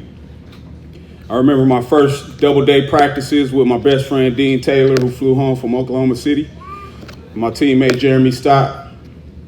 That was a great year. We went 9-0-1. I think we tied somebody that year. My first varsity season under Pat Preston was like a Hollywood drama. I was told that I would be starting the first game of the season over the returning senior. And that returning senior then tore up the locker room and quit right after he found out that I would be starting over him alongside my principal and team captain, Ryan Guyvett, that's sitting back there. Can you stand up, Ryan Guyvett?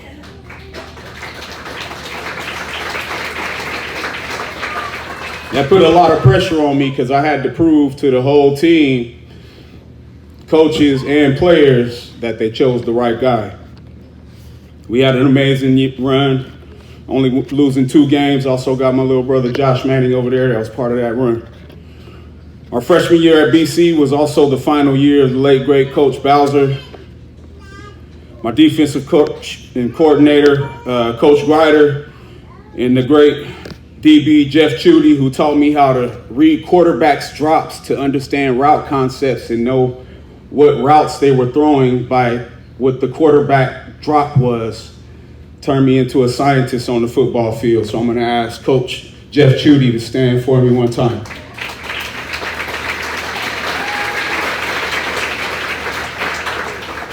They chose me to be a starter in a room full of grown men, as it was the first year that Taft College had closed, and we got all of their players, and the room's full with Division I kickbacks and 24-year-old men, and you got to prove to coach and your teammates that they also chose the right guy. Whew. To Coach Dameron, Big D, I love you. Coach Ross, Coach Douglas, Coach Alvarez, the late Ray Miranda, the late great Andre the Magician, our janitor Glenn, trainer Fred Smith, Carrie Boomer Smaglieri, and Dr. Baker and Dr. Tivnon. You showed me what it meant to lead by being great mentors as professionals and prepared me for life as a collegiate athlete, and I'm grateful for you guys.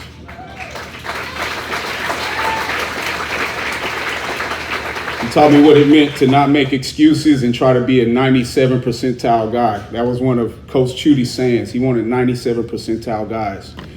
You can make a mistake, but don't make the same one again. And that way, when you're getting graded during the game, you end up with 97%. We got graded as players, too. Final 3 years of my collegiate journey would be where I would learn to handle the losses after my knee injury that I suffered my senior year in Arkansas, you know, it affected my draft status. You know, I thought my life was over, right? You know, you think you lose a game and your life is over. You know, but what Arkansas and OBU, that private institution, taught me was that no one cares that you're an athlete. They want to know what kind of person you are off the field. And I met my favorite educator in Miss Amy Sondheim. She was my English teacher. She developed my love for creative writing and showed me that I could also release my passion and turn my pain into passion through my creative works. And she made me the writer I am today. So my next chapter would be spent proving that I was more than an athlete. I became a coach, counselor, author, artist, broadcast journalist, and executive. I worked with companies like MTV Viacom, the Golden Globe Awards, Sweet Life SoCal Magazine, the Los Angeles Rams, Plush Vodka of New York City, with the creation of my company, Unified Sports Music and Film. But what I'm most proud of is becoming a husband to my wife, Ashanti, my daughter, Kari, and my two Army sons, Kamani and Davion, who couldn't make it because he's on the front line, active duty National Guard, and just tore his knee a few weeks ago. So I guess that runs in the family, torn knees.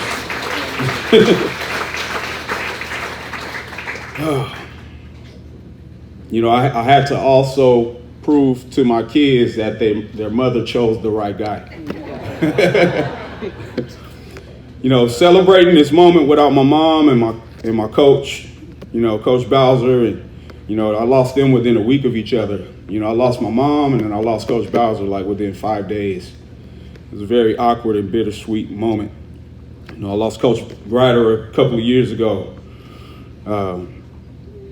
You know, it makes this a bittersweet moment, but the work that I get to do every day at Bakersfield High School with Mr. Ryan Guyvett and Shelly Black, you know, the work I get to do at Kern High Network with Stan Green, Vance Palm, the work I get to do here at Bakersfield College Athletics under AD Reggie Bolton and the rest of the staff and our teams, it refills my tank, you know, but I wouldn't be here without former athletic director Sandy Taylor and the man right there, Francis Mayer, my former sports information director right there. So I'm going to ask Mr. Francis Mayer if you could please stand.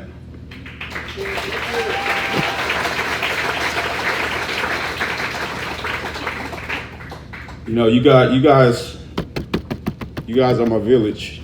You know, I always say it ain't me, it's we. You know, and I want to continue to prove to y'all that y'all chose the right guy. You know, thank you. I'm grateful.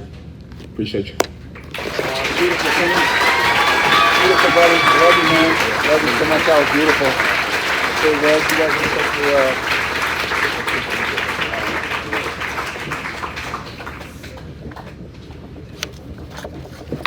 such Kenneth Calvin Wayne Jr.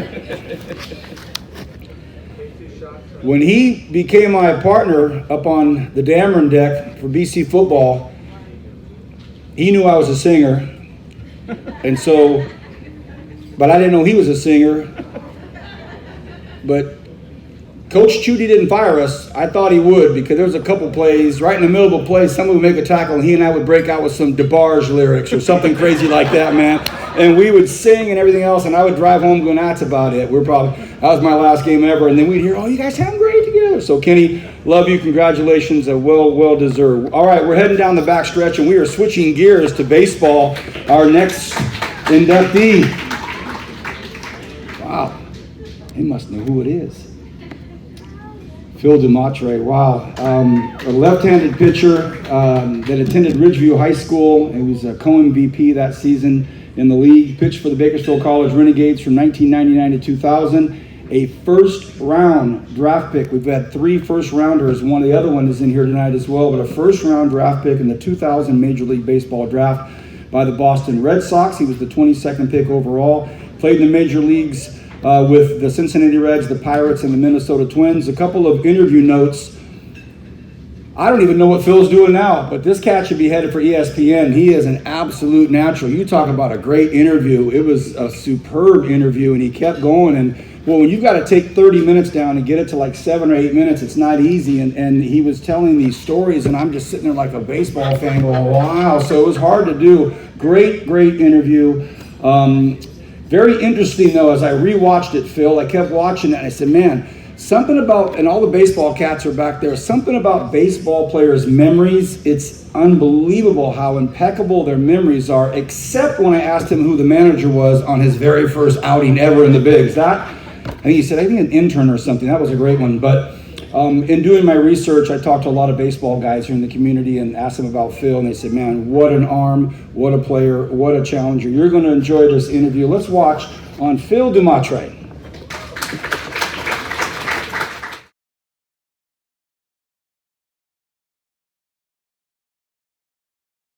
Travel ball's big now, right? And we didn't have travel ball back in the day when I was young. It was Southwest. I played Southwest baseball, Southwest All-Stars. And then that was pretty much it. Played Southwest until I got into high school. And now I know with high school, they're doing all this fall ball and summer and everything. And that wasn't like that back when I was playing.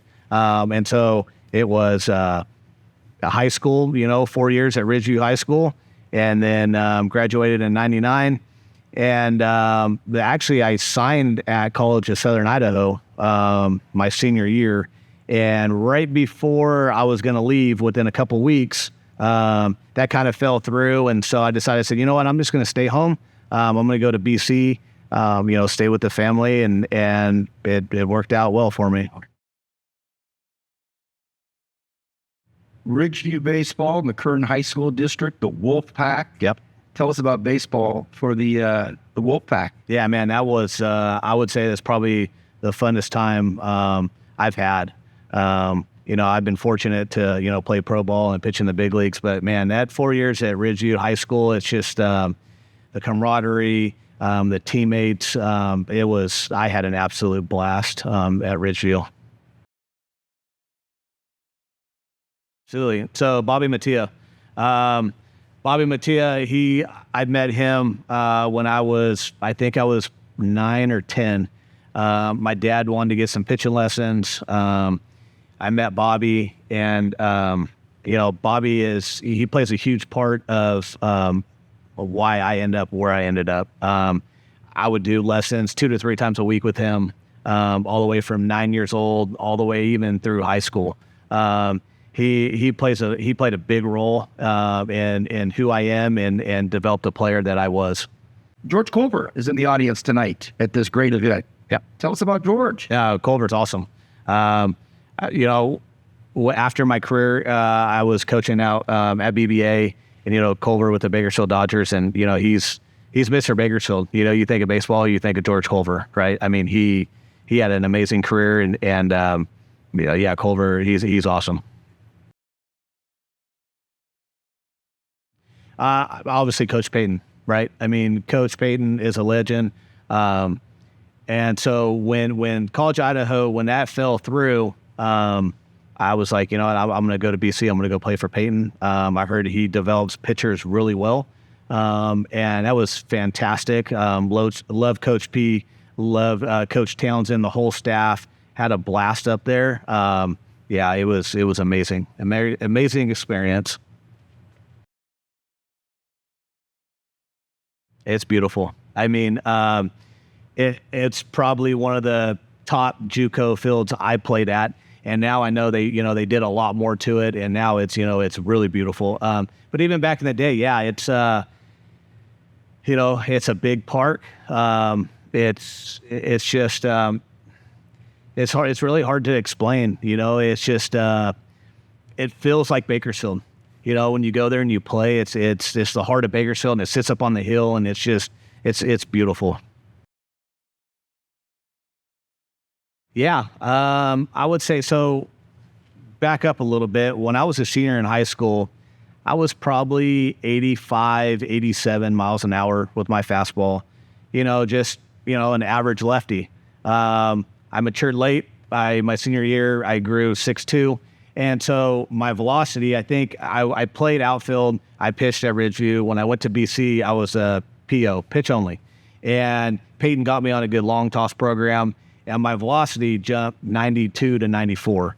And so I noticed after a couple of starts, you start seeing all the scouts coming, right? And it's hard not to notice, because, BC has, a beautiful park. They're here for me. But you're right. And when you have, when you're warming up and you have all these jugs guns in your face and everything, and I'm like, wow, like this could actually turn into something. And, you'd have a few, and then the next start, there'd be more. And then there would be more. And then there would be people from the front office in these teams. And so I think that's when it really hit me, like, wow, this could really turn into something. And obviously it did.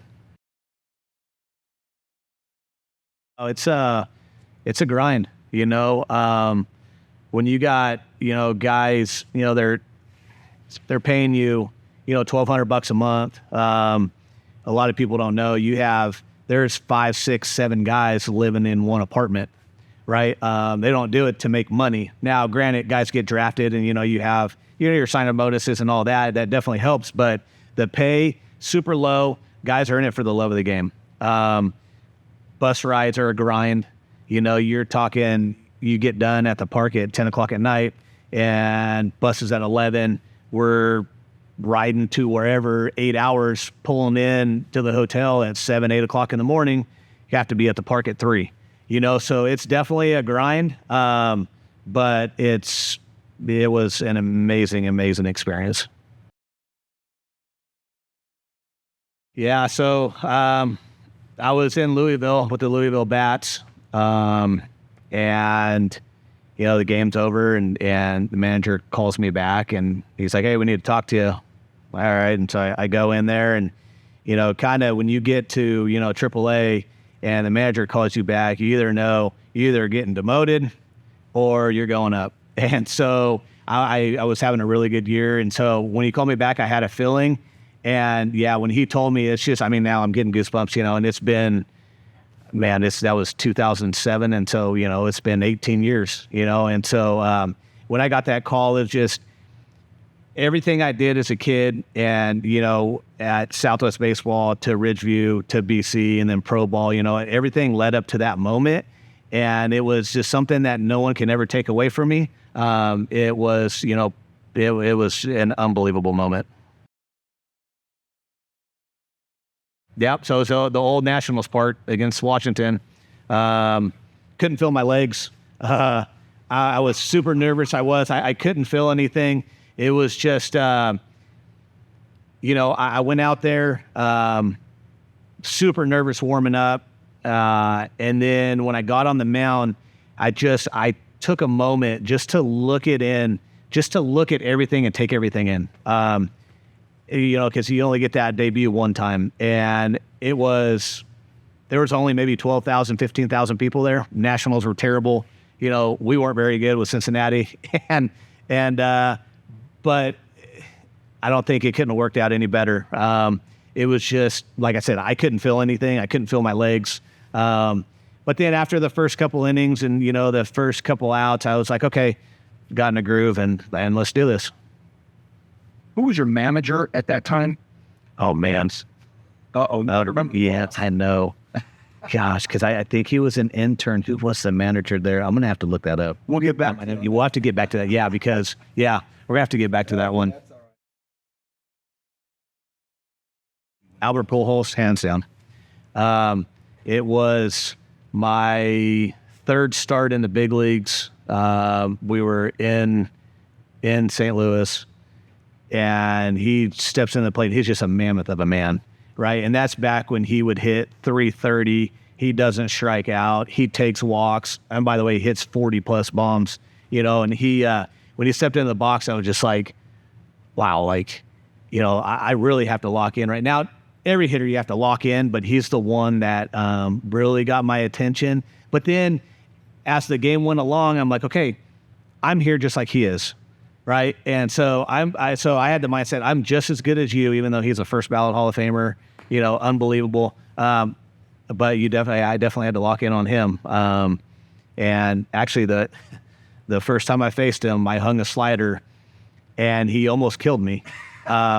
He hit a line drive. And by the time I went and looked at video after the game, and when I reacted, the ball was already in center field. He hit it so hard, and it was only probably a foot over my head.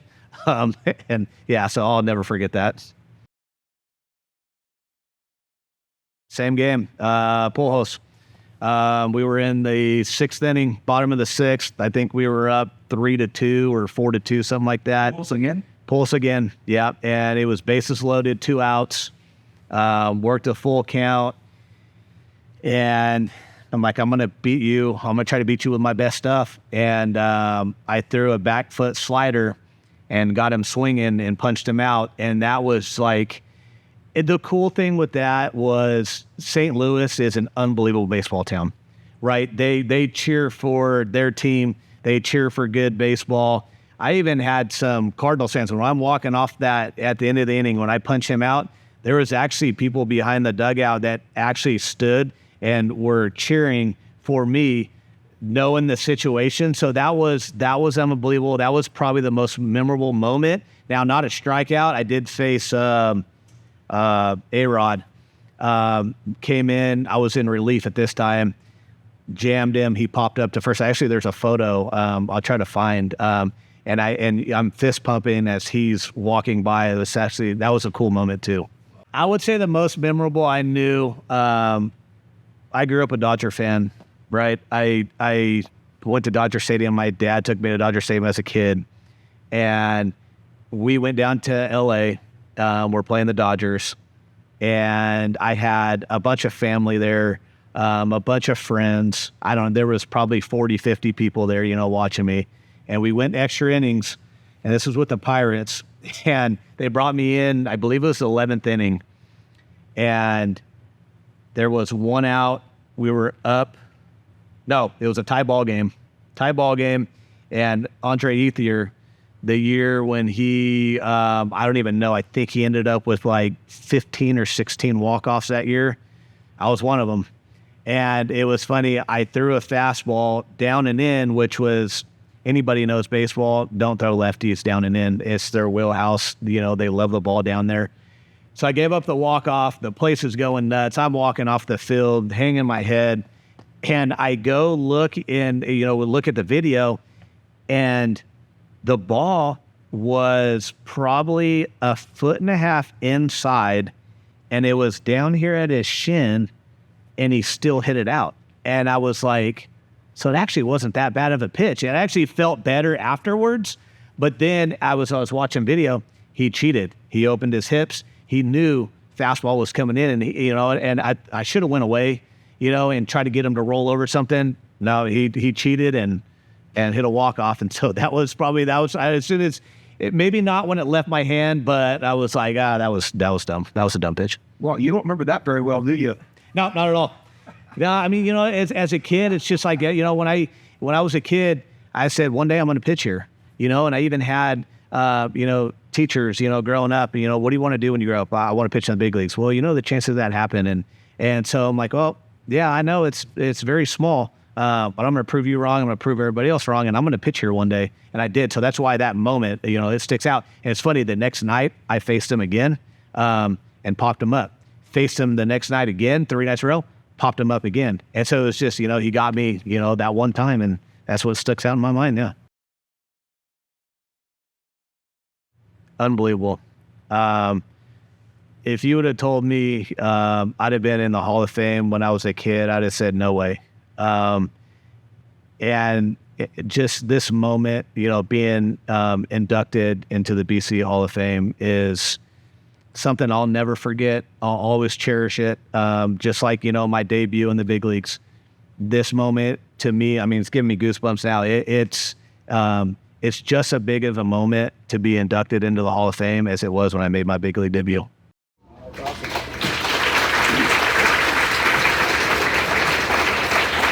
Yeah, keep that applause going for the great lefty, Phil Dumatrait. Thank you, everybody. Phil Dumatrait. Hey, dude, that was awesome,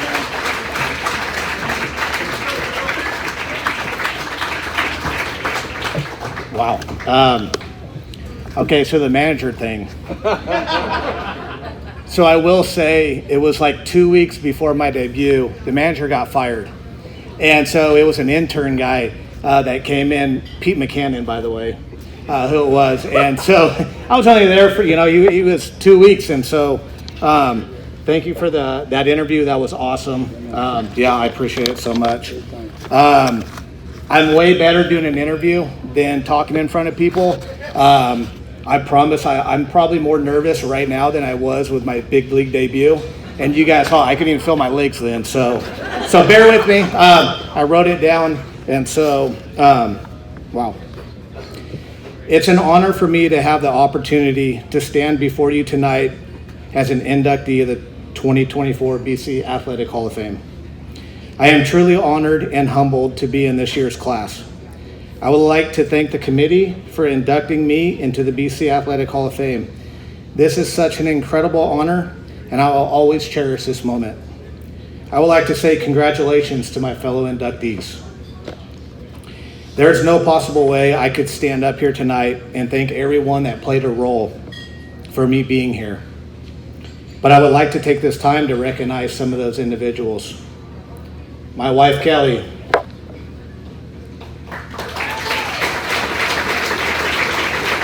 Thank you so much for all your love and support, and I'm truly blessed to have you by my side. My kids, Maddox, Jacqueline, Jillian, thank you for your support as well.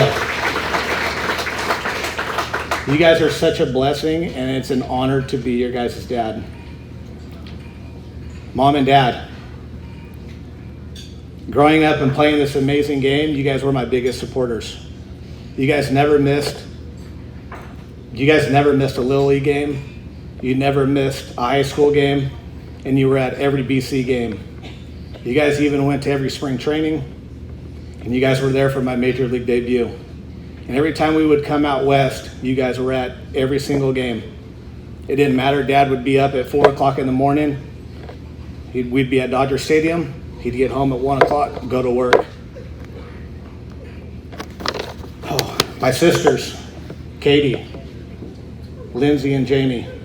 You guys were there every moment with Mom and Dad, and I appreciate it more than you guys know. My coaches at BC, Coach Payton, Coach Townsend, and the rest of the staff. You guys gave me an opportunity coming out of Ridgeview, and I will forever be grateful for that. My BC teammates, it was a blast playing with you guys, and I wouldn't be here if it wasn't for you guys. My time here at BC, as you guys saw, it almost didn't happen. I signed at College of Southern Idaho. A couple weeks before I was to leave, it fell through, and I was like, you know what? I'm gonna stay home and play for BC. And Coach Payton is such an iconic coach, and his staff was unbelievable. Yeah. It was definitely the best decision I made to stay home.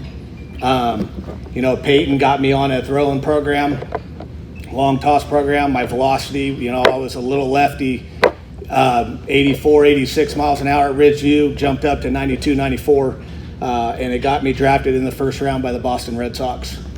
And so, I want to thank everybody for being here and supporting the 2024 BC Athletic Hall of Fame. Go Gades. Yeah, man, nice. Okay. We're over here to take a picture of you and Reg. Let me get a picture here. That's nice.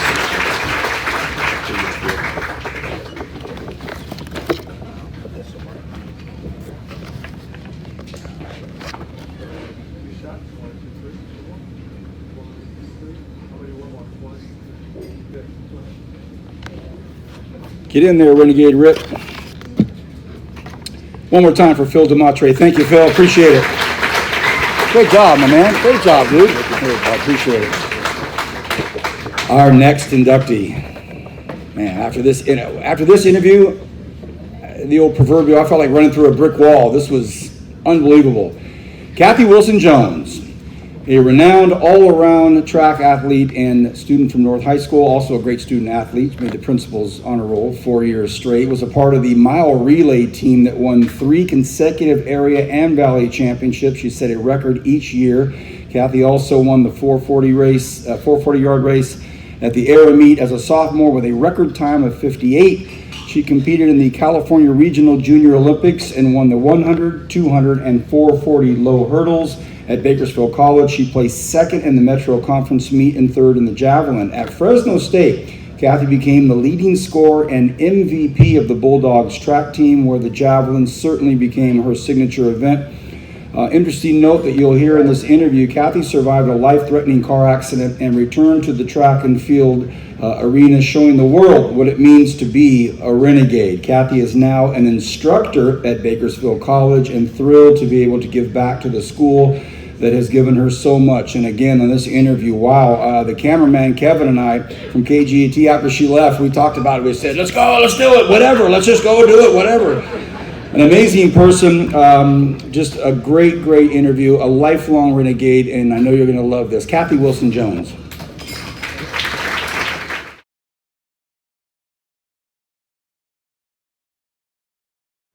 That was a blessing. It was, Gary Custer was such a tremendous coach, and of course, riding on the coattails of Linda Goen was never a bad thing. We went to North School together, so that's where we all got into track. My sister and I, Lynette and Linda, and then Gary just kind of took it to the next level. And, you know, I've said this a lot, that his favorite phrase was, "we expect." And forever, boy, he said it a lot. And for the longest time, I thought, oh, that's just pressure. That's, you know, that's expectation. Expect is expectation. And it took me so long to finally realize that that might be what that means, but that's not all that that means. And every time he said we expect, what it was is the other meaning of the word, to look forward to. And I think that's what I heard. That's what I felt, that I know you can do this. I believe in you. I hope. I expect a good outcome. It wasn't pressure. It was just go to the next level. I know you can do it. And that was just a really good life lesson, that you work hard and you expect good things to happen. And that's how he was. And that served me well. Let's talk about Coach Covey. Inducted into the inaugural Hall of Fame for the Bakersfield College All Sports.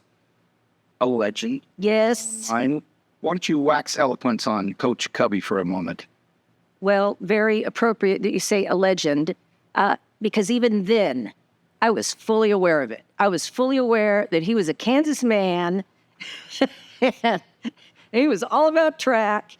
And the Bakersfield College men's track team was either going to win or be in contention for the conference championship every single year. They were just outstanding.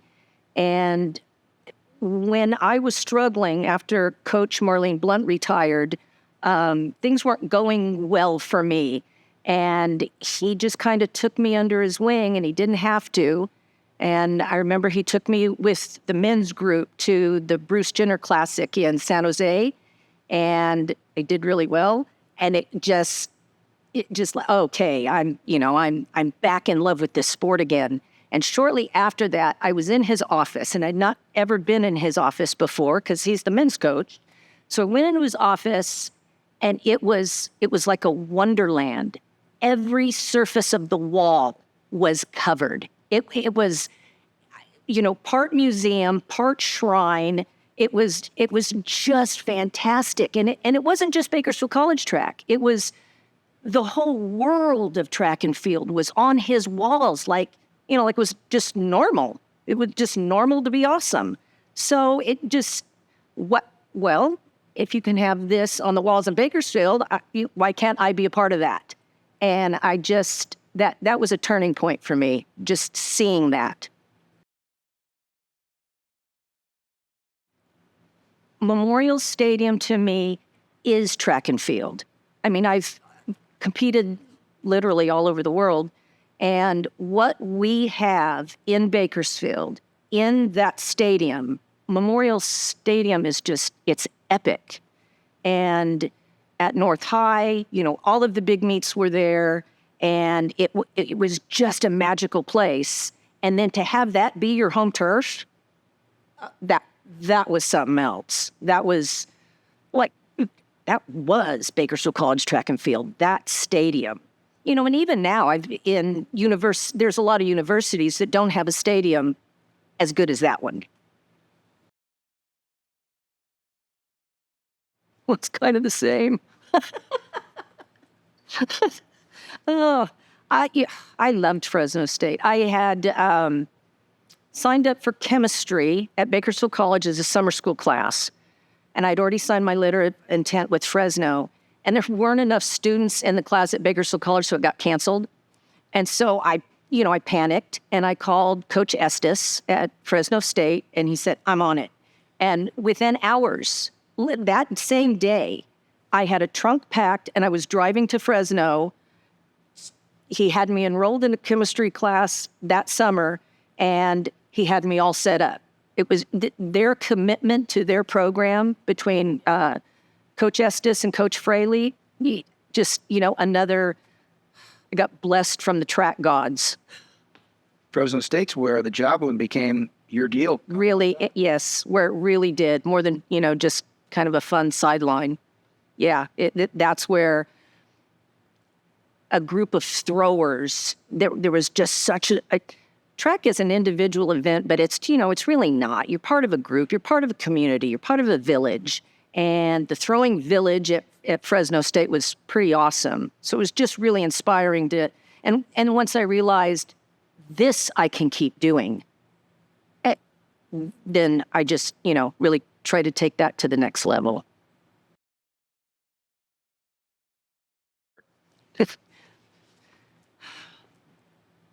One of the very first things that popped into my mind because I saw the class list, and I saw Rick Holloway's name, not his name, but he was on the 76 football team.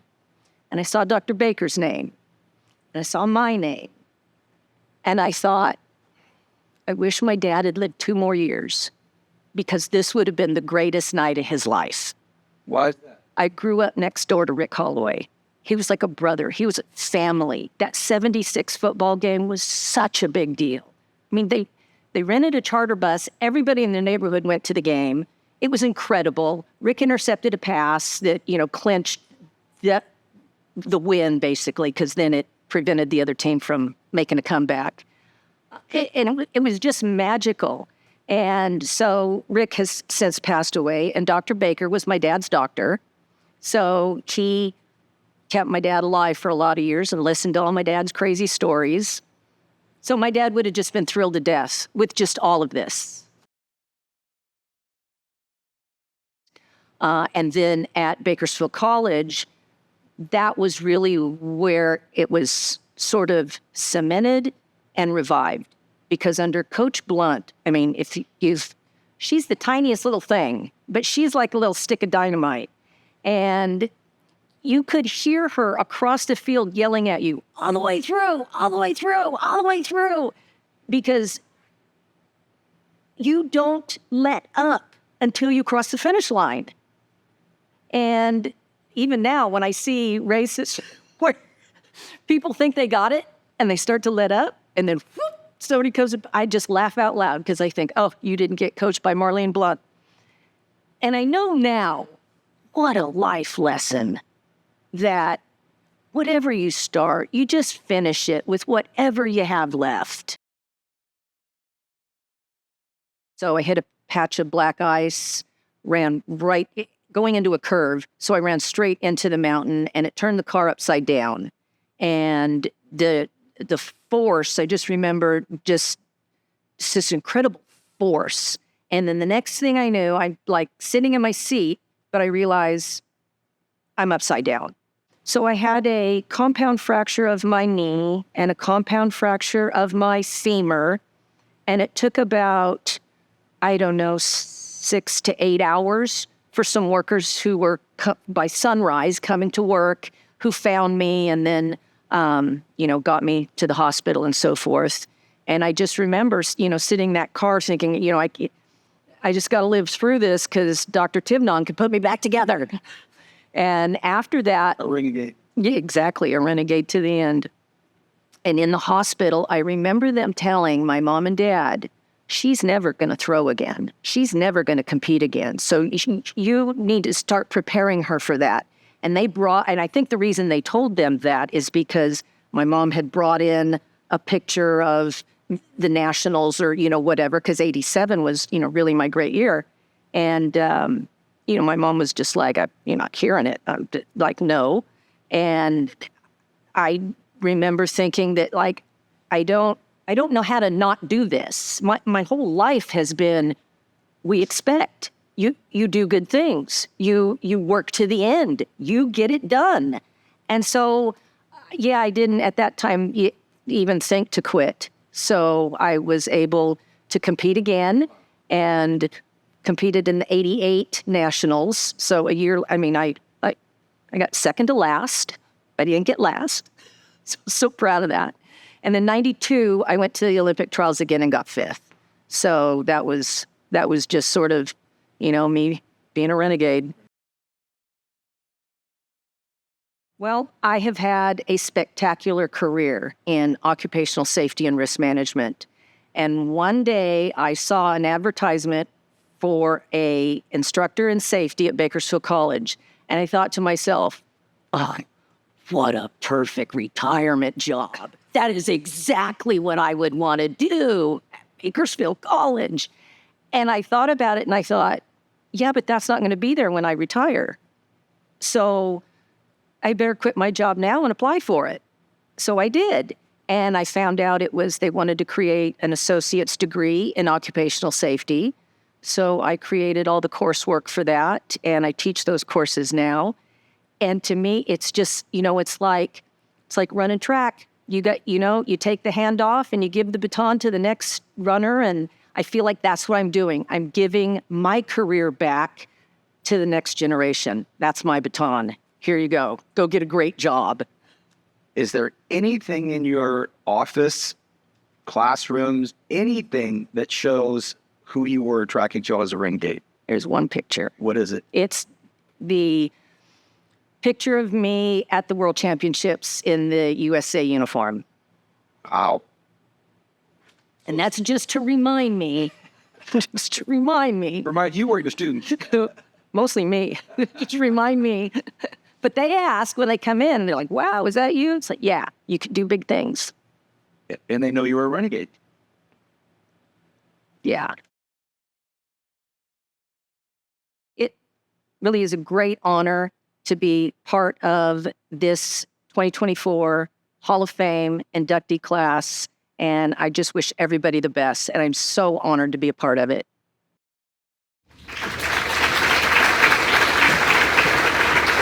What a special lady. Let's big her up, Cathie Wilson-Jones, inducted in the 2024 Bakersfield College Athletics Hall of Fame. Come on up, Cathie.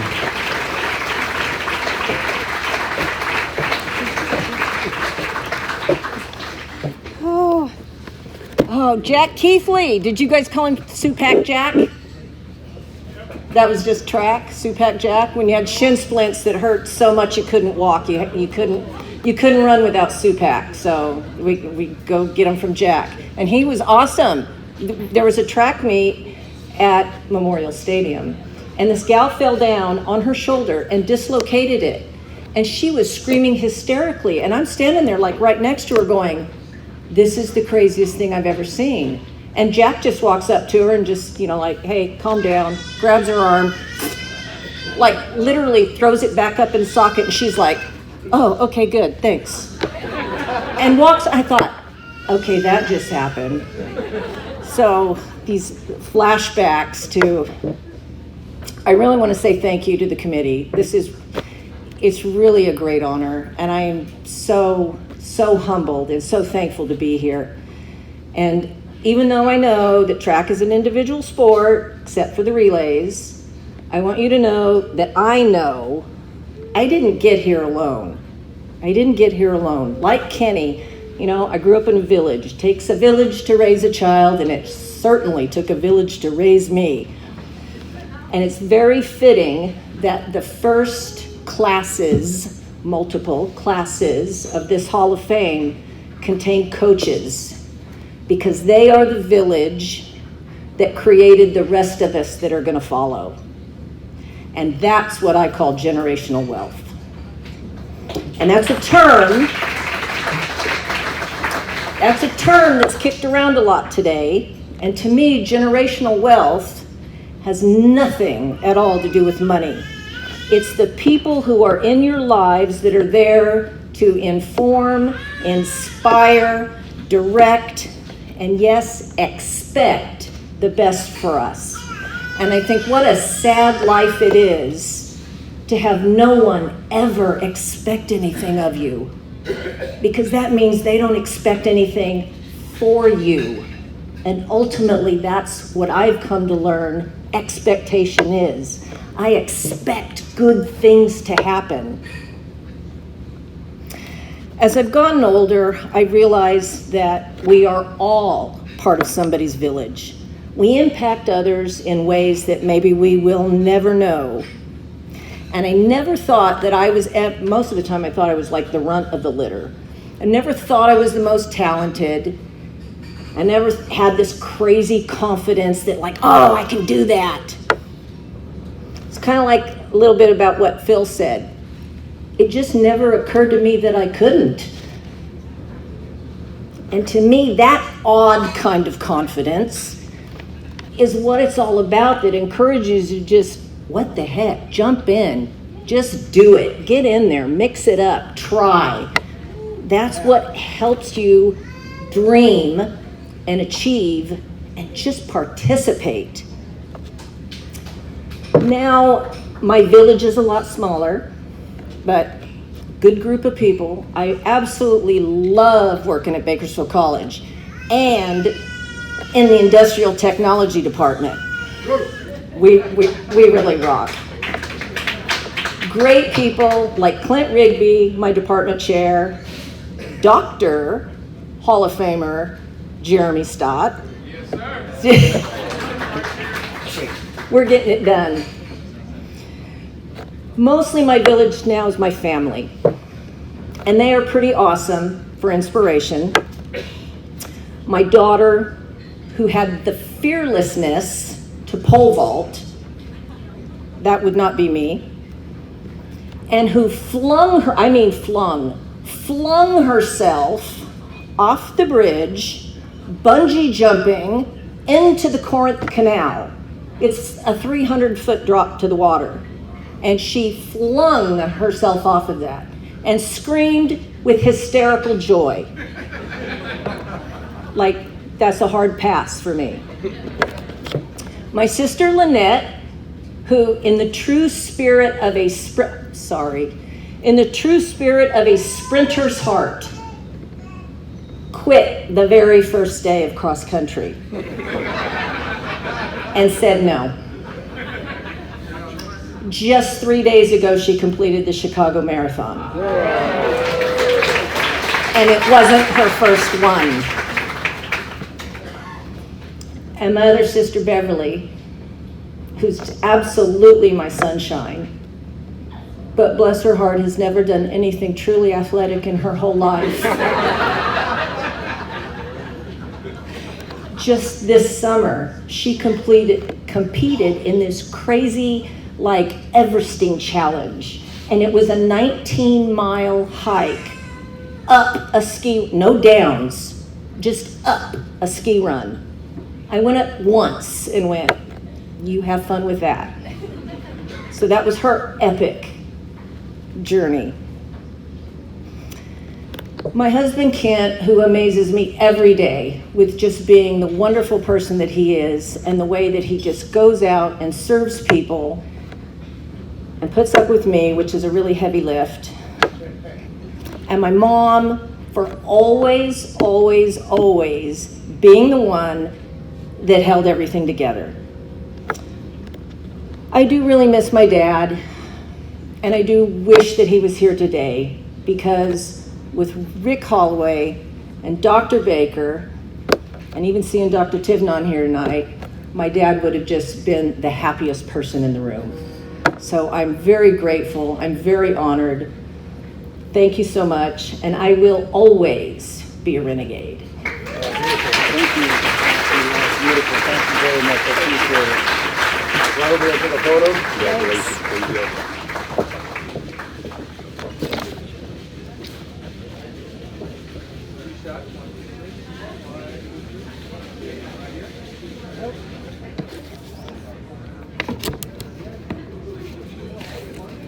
Once again, a huge round of applause for Cathie Wilson-Jones. Thank you and congratulations.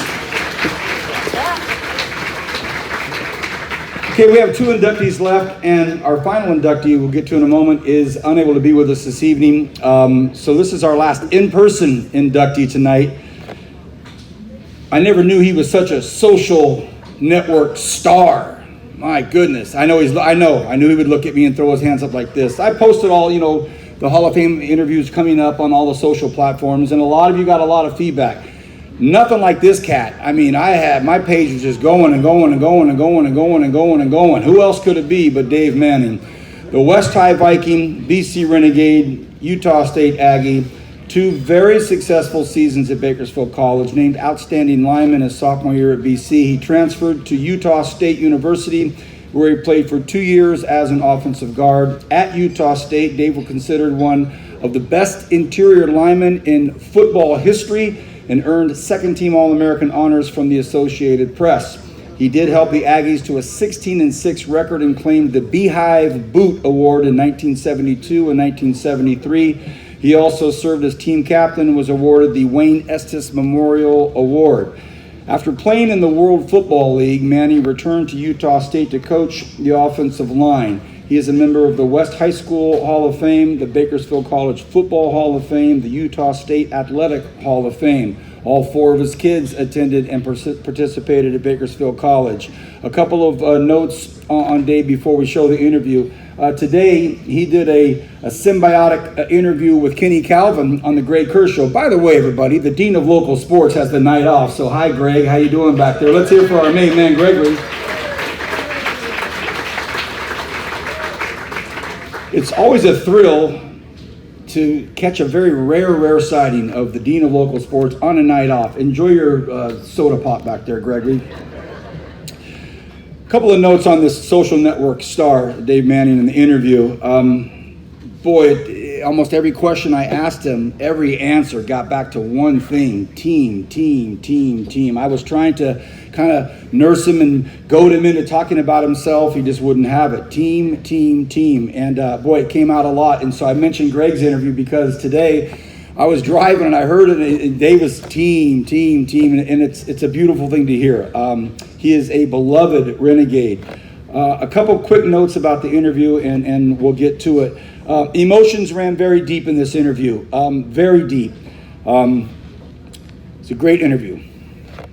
And the Dameron clip in here is priceless, absolutely priceless. So please, this is our last inductee that's here with us this evening. So enjoy this great interview with the great Dave Manning.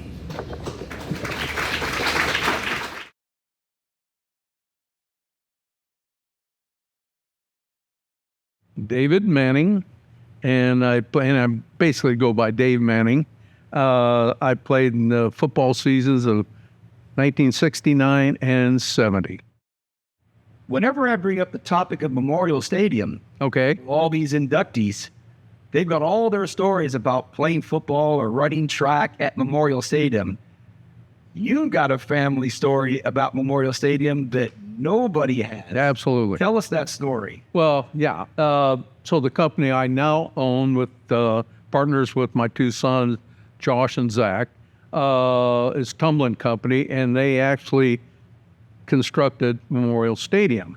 And I mean, people back then, they loved football. And so that was the very first structure on the campus, was Memorial Stadium. When you sit in those games or stand, I've seen you all everywhere at those games. Visiting teams or players show up and you hear them say something like, man, this is unbelievable. It's got to be a real special feeling. Oh, absolutely. And your father and your family will put that together. And our business now is, we specialize in concrete construction.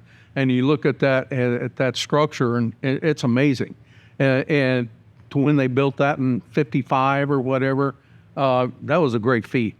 that was amazing, and I'm amazed today that, yeah, they did a great job, and I'm proud of it. As a West High Viking, did you know I'm going to play up at that stadium my family built? No way. No. I mean, we had season tickets, of course, since I was, I don't know, 5 or 6 or whatever. So I was going there, and I went through all the Ray Newman eras, and and crowds were wanting them to score 100 points. They had phenomenal teams and phenomenal athletes, and that was my hope. But I thought I was more in tune with baseball because my dad was a baseball guy, and but I injured my arm when I was 12 or 13, so that hope kind of went away. So I went to football, and I did okay, but I recollect going into the first day of going to, I don't know, physical exams or weigh-ins or whatnot, and I'm sandwiched in between 2 humongous dudes. Neil Agnes, I don't know, he's 6'4" and physique that's unbelievable, and Wallace Williams behind me. I didn't know these guys. They were sophomores. I was a freshman, and Wallace was, I don't know, 6'4", 280 by then, and I'm going, what the heck am I doing here? I don't think, from a personal standpoint, I never got that. I always thought from a team standpoint, and I was able to provide, to help us succeed. So, I never thought, I was anything special because, man, the guy on the left of me and the guy on the right of me, they're really good, and we had a special bond. Did some of that thinking or all of that thinking that you just mentioned come from your coaching staff also about it's team, it's all about the team here? Oh, for sure. Oh, absolutely. Oh, Coach Collis was, okay, well, I didn't expect that. Can we cut all that? Sure. Okay. Yeah. I think when the accolades came in after making all-conference and all-American, then okay. And then you got all these schools coming in and say, hey, we want you. I mean, it was ridiculous. I mean, Alabama, they sent a coach here for a week to recruit me. And I'm thinking, me? Playing at Alabama? I didn't even think I could play at Bakersfield College. And then so, I don't know, me and my buddy, Larry Bertolucci, we went on many. They didn't restrict recruiting trips back then. So we went all over the place. Man, I got recruited by, I think I got the one school out of high school that was kind of interested, or the one college that was out of high school was interested was UCLA. But they said, you're not quite there. You need to go play at Bakersfield College. I'm thinking that's about the only school that wasn't interested in me in California.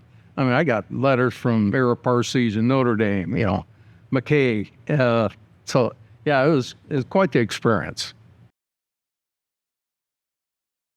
I think, of course, at Bakersfield College, as an offensive lineman, and had probably the best offensive line coach ever.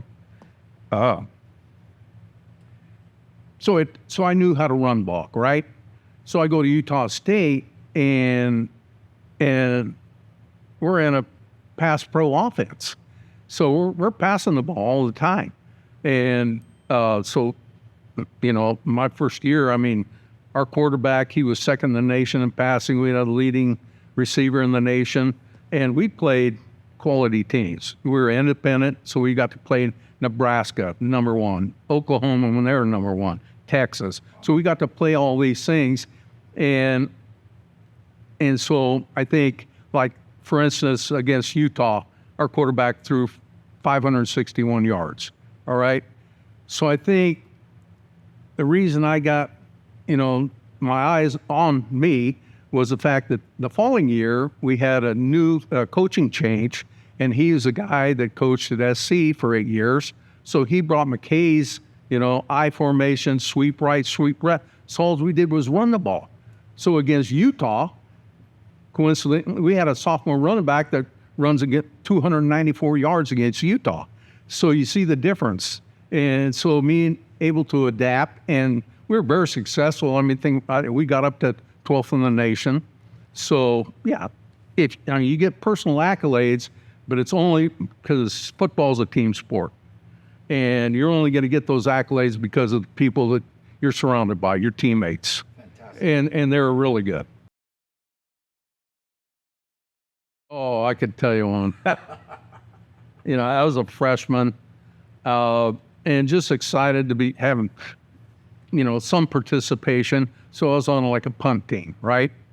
And so it was practice session, and so we're lined up in the first punt team, and I'm sitting there in my position, and he yells out, "Line, point to your man." So I go like this, and he goes, "Manning, point to your man." I said, "I did."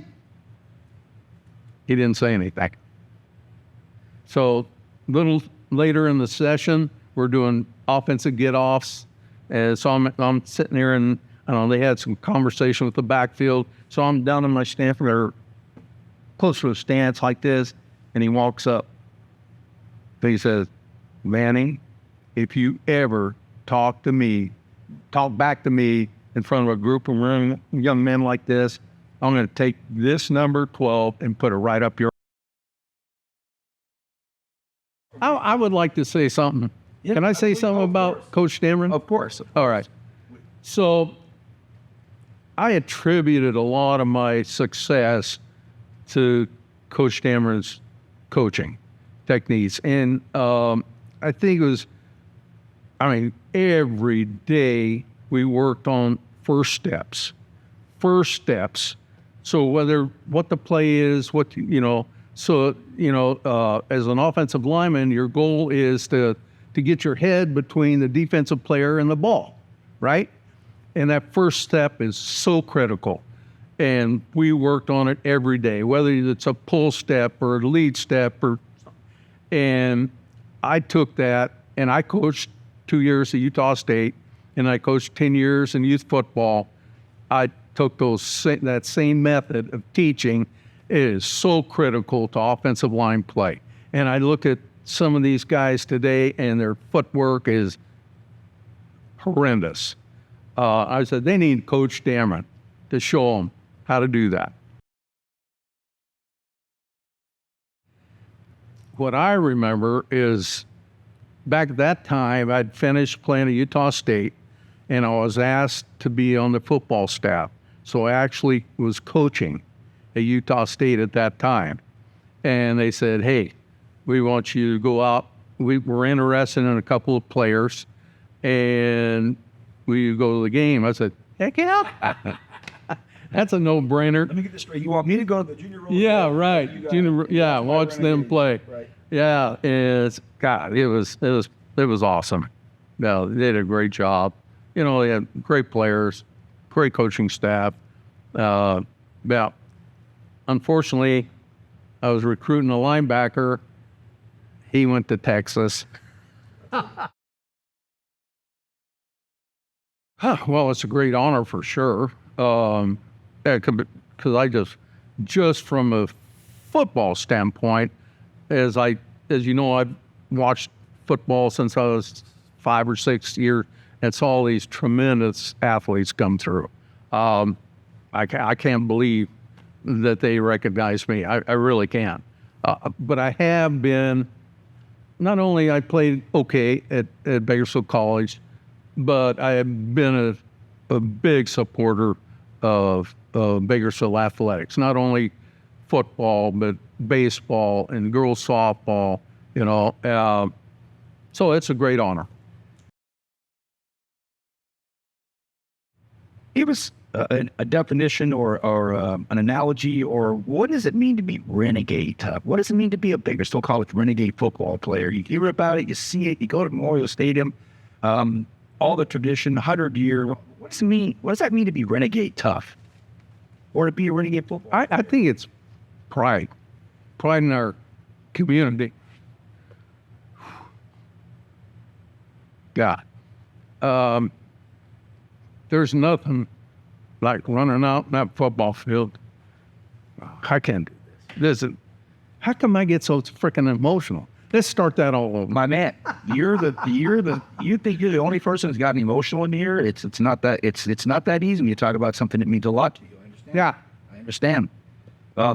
Well, sooner or later, I'm going to ask you about Collis, Bowser, and Pollard. Oh, I'm not sure I can go there. I can handle Pollard. I'm not sure. Collis and Bowser. But anyway, going back, Bakersfield College has been really good to my family. Oh, it gives me great pleasure to ask him up here. Dave Manning, come on up here, Dave Manning. This man is a true renegade. His family built Memorial Stadium, and he's been at it for a long, long, long time. I love you, buddy. Thank you, you got it. Holy smolies. I hope I don't get emotional like I did there, but I probably will. And my family knows that. I'm an emotional guy. But I want to clarify something. I'm not really certain what size shoe Coach Dameron had. You know, I just know he put the fear of God in me. Yeah, it is a great experience. You know, I know I earned and my teammates earned the privilege to don that red and white uniform. But the experience was something else. I mean, you sitting on game night on Saturday night, and I talked on Greg Kerr's show today, and Terry Hill mentioned this too, that, you know, you're in the locker room and you're putting on that uniform and you're pumped up to play a game, and you're getting excited, and then you hear this band coming down and their drums are beating down the hallways. It's echoing, and man, you get so fired up. It's a sensation I wish you all could experience. But and then you walk down that ramp, and you as a team, you're going in, you're getting ready to hit the field, and at this time the stands were packed. They were full. And then you hear that cannon shoot off, and then you hear this dun dun dun dun dun dun dun dun dun dun dun dun dun dun dun dun. Oh, there's no experience like I never forget that. It is just a great privilege. So anyway, I'd like to say that Bakersfield College has been great to me. It's where I met my lovely wife. Penny, would you stand up? Isn't she beautiful? Yeah, she's been my supporter forever. I definitely outkicked my coverage right there. Yeah. And I have my whole family here, other than I have 2 grandkids. I got 15 grandkids. 2 of them are playing college sports, one in Utah, one in Oregon. And I've got 2 other granddaughters that are playing volleyball. They have a volleyball game today at Liberty. So can I get my family to stand up? Yeah. They all want to see you guys. Yeah.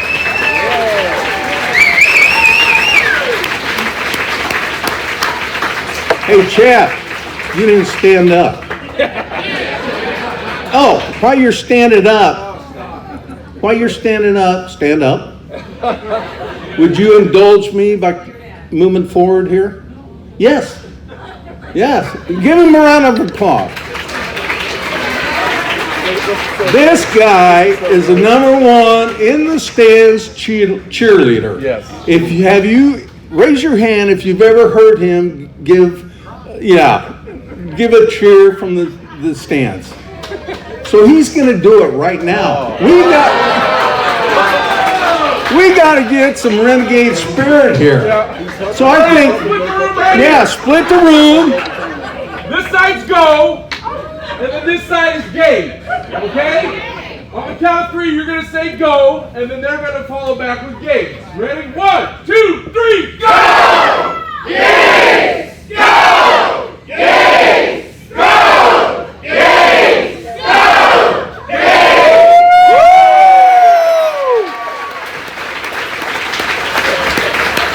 Now that's some renegade spirit.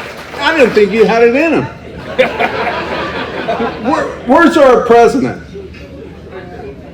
Were you impressed? I was impressed. Yeah. All right. You need to hire that guy. Anyway, it's an honor and a privilege, and it's going to be short here, and I know it's been a long night, so I appreciate everything, and Bakersfield College means the world to me, so thank you so much. Man, it's fantastic, buddy. We're going to go right over here and take a picture. Come over here, fellas. What are you talking about? It was okay. Oh. Where's your plan? We got to take a picture. Oh, okay. I had too many thoughts to talk about with that one. I'll just let it ride, man. I'll just let it ride. David, thank you so much. One more time, let the legend hear it. Thank you, Dave.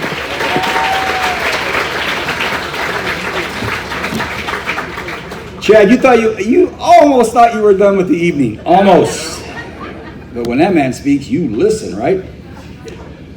We're at our final inductee, and what a special inductee he is. And I spoke with him a couple times on the phone. Yesterday, he did his symbiotic interview with Coach Waffle and Greg Kerr, and boy, I was riveted just sitting there listening to a gentleman like Coach Waffle and all of his experience at the highest level as a coach with Super Bowl champions. And then on the other side, Greg Kerr had Louis Wright, the original shutdown corner before they even had that term. There was no term called the shutdown corner, but he was the original one. So I'm listening to Coach Waffle talk, and then I'm listening to Louis Wright talk, and then Greg's brother knows both of them, and all of it kind of just was whirling through my head about how our final inductee is so ingrained in Bakersfield College athletics. Louis Wright, a BHS driller icon, where he held the long jump record of 24 feet 4 inches, the mark which earned him the Valley title in 1970. He was an absolute track star at Bakersfield College. He's in the track Hall of Fame. A record holder in track at San Jose State, 9.6 in the 100 meters and 15.7 in the long jump. He ended up deciding to go away from track and to go into football. The story he tells is that he wasn't even really playing that much at San Jose State, but the coach put him in there. He made this incredible play with his speed and made a big-time hit, picked up the ball, scooped it for a touchdown, and for some reason that San Jose State coach said, hey, you're staying in, young man. He was the first-round draft pick of the Denver Broncos in 1975, where he played for 12 years with only one team, the Denver Broncos. He is widely recognized as one of the finest cornerbacks to ever play in the National Football League. We did mention he's the original shutdown corner before that phrase was invented. A 5-time Pro Bowl selection, a 2-time first-team All-Pro. He's in the Bob Elias Hall of Fame, the Bakersfield Track and Field Hall of Fame, the San Jose State Athletics Hall of Fame. He's in the Denver Broncos Ring of Fame in the Mile High Stadium. He is a member of the 1970s All-Decade Team, and he is a Super Bowl champion. In a few moments after the interview, we're going to have his beautiful sister Patsy come up and say a few words. So this is our final inductee, and I got to tell you, my conversations with him on the phone, and I know that Kenny talked to him and Greg talked to him. Boy, this man loves being from Bakersfield. He loves his roots here, and he couldn't be here tonight. He's at another event, but it was a fun interview, and our thanks to KGET17 and Derek Jeffrey. Hey, it's great to have the GM and vice president of your local NBC affiliate be a local guy, because he made the phone call, and we have a great interview to watch, and then we'll hear from Patsy, and that's going to do it. Louis Wright.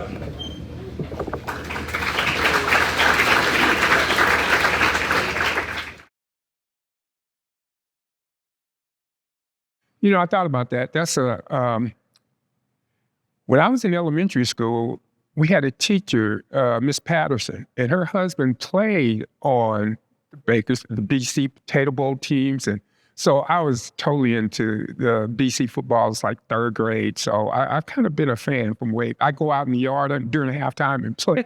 And they were in potato balls, which was the ultimate at JC Bowl. year after year. I mean, they were, yeah, so I know about BC football. I ran track, really. That was my sport. And I got a scholarship to San Jose State for track. So I went up there in 72. I was there 71 to 72. And then, June of 72, I got my AAA and moved on.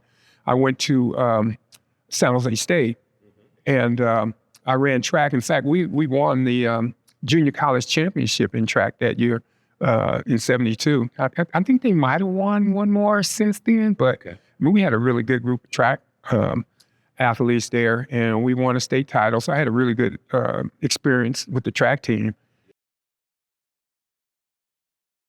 That was my goal. I wanted to win a gold medal for my country. That was all I thought about. I liked football. I wasn't sure, but in track, you clearly know what you need to.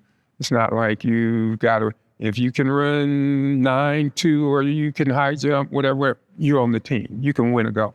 So I kind of had that in mind, and I really didn't expect football to blossom. Well, I'm laughing because when you say that, we're going back. And there's a lot of things that are different now that weren't the same then. So in 75, and the draft used to be in January, as soon as the college season and bowl games were over. They had the draft before the February came. So, and it was during the day. And I was at San Jose State, and I had an aunt who lived up in Palo Alto. And the day of the draft, I was there at my aunt's house. And my aunt answers the phone. That's how you did it then. And she's like, Louis, you got a phone call? And I was like, I do? Okay. So I went and got the phone, and it was kind of a whatever you call it, with a group people on the line. Teleconference, yeah. Yeah, teleconference. And they said, hey, you've been drafted. And I was like, oh, okay, all right, that's pretty cool. That was it. And I hung up the phone, they hung up the phone. Oh my gosh. Had you ever been to Denver? Did you know where Denver was? No, I'd never been there. Hadn't really heard much because I didn't really, I didn't think I would get drafted, first of all. And people were saying I would when I was at San Jose State, but I didn't believe that. And so it was kind of a shock to me when they called and said I was drafted in the first round. Although the only thing I can kind of connect that with at San Jose State, I played in the Senior Bowl, and the Denver Broncos were the coach of the North versus South. They was my coach for a week in the Senior Bowl, and then they drafted. So I don't know what they seen, but whatever they saw, they drafted me 17th. I guess it could be. I didn't think about it at the time, and definitely, it's a term that has come to be uttered numerous times about a lot of people. But I just was playing, I didn't really think about how good I was or was I any good. It was, all I know is, and I'm so naive about that stuff, all I was doing was what the coach told me to do. So if he said, you take this guy one-on-one all over the field, everybody else is going doubling this, doubling, I just did it, And so I guess you would say that might be true, but at the time I had no clue. I think for most defensive backs is you will get beat. Like you are going to get a pass caught on you. You are going to have the spotlight on you, only because when corners line up, they go out by themselves. The linemen are in there together, the linebackers are in there together, the safeties are in there, and the corners go out by themselves on an island where everybody can see them. So if you screw up, you can't blame what's on. So I think one of the traits a good corner has to have is you can't let that bother you. You got to just block it out. And if something happens to you, the next play is the best play you make. You just got to convince yourself that you're the best, and that happened, but won't happen again. It'd be a great honor, don't get me wrong, but I'm so blessed and fortunate with what I got right now that, I'm not seeking more and more and more. I'm just kind of really blessed with what I have. We just had a reunion here in Denver, the 77 team that Broncos wore their throwback uniforms. It was just a great time to see some of my ex-teammates, and it was a pleasure to play with them and have the respect of them. So if I don't get anything more, I got no complaints. I think the biggest thing is that that's home. Like, you do a lot of stuff, you go a lot of places, you see a lot of people, but it's almost like your family. If your family doesn't really appreciate you, that's pretty depressing. But if your family is kind of like, yeah, I think he did okay, or he's all right, or whatever, just the support and encouragement and the recognition from your family. And that's what BC is to me. Like I say, in the early 70s when I was there, almost everybody went to BC, to Bakersfield College. And so that was a tradition, and that's where everybody was, and that kind of united the city and the county, actually. Like I say, all the other small towns around, everybody went there. And it was nobody from out of state. A lot of out-of-state people now come to BC, and which is fine, I don't blame them. But at that time, it was just family. That was just local. That was just us. And for that recognition to come, it's really special.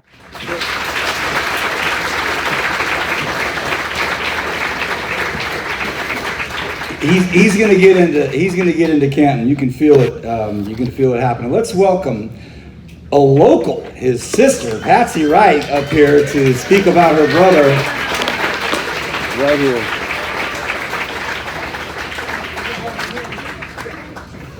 Thank you for being here. We appreciate that. Thank you for this opportunity, and congratulations. Everybody wants to hear you. Well, I think they can hear me. And congratulations to all of the inductees tonight. On behalf of my brother, I would just like to say thank you. But also, I want everyone to know that Bakersfield set the foundation for whatever accolades he may have achieved, and that's Colonel Baker, Lincoln, and Bakersfield High School, along with BC. And for that, he appreciates the honor, and thank you. Oh, I know what to do. Okay. Go Gage. Hold on a second. Come back here. She said one more thing. Hang on. Nobody heard you. Oh, go Gage. Yeah, there we go.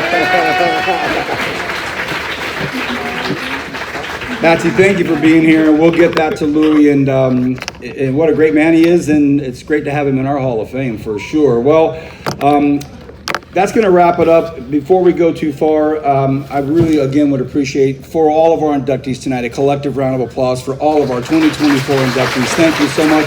A lot of fun. Great. Fun time. I'm going to let you out of here, but my phone's blowing up with reminders from all of my 11 bosses that I have here tonight. A couple of thank yous. Nick Ellis. Behind the camera is not a glamorous life. It's always glamorous in front of it, but from behind it, you're a superstar. Let's hear it for our man, Nick Ellis. Thank you, Nick. My 12th boss, Hanson's leaning on me now. I got it, dude. I got it. I got 4,000 notes on the ending of this thing, all right? Special thank you. She's been mentioned a couple times, but that lovely lady back in the red dress, Lori, wave to everybody, please. Lori Ambrose has put so much time into it. She was doing this and doing the East High School Hall of Fame and doing everything else. Anybody that's put on a gig like this knows how much work goes into it. Lori, thank you so very much. Okay, here come the reminders from my bosses.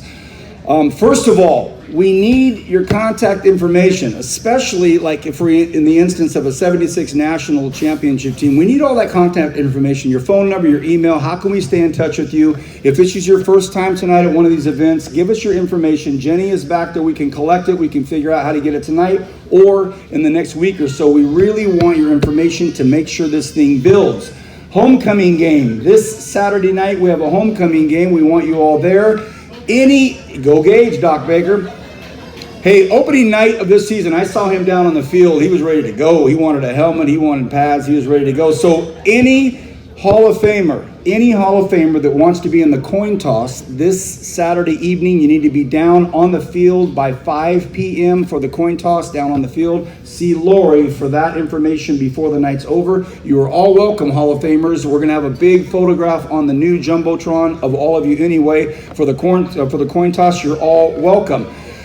Okay, next information. We are going to start the photo opportunities. The bar is open, by the way. They told me to say last call, but we'll wait on that. All right? The bar is open, and Noah said, hey, that's the boss, Noah, in the wristband back there. He's saying, bring it on. He wants some more business.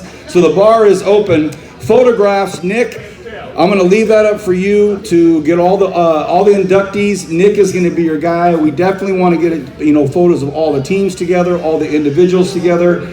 And I think that's it. Bosses, anything else? What do you have, Lori? Oh, yes. Lori Ambrose is saying that all of these table placements, all of these beautiful flowers, they're yours. Take them with you. Thank you for being here. We hope you had a great, great evening. Good night, and go Yay!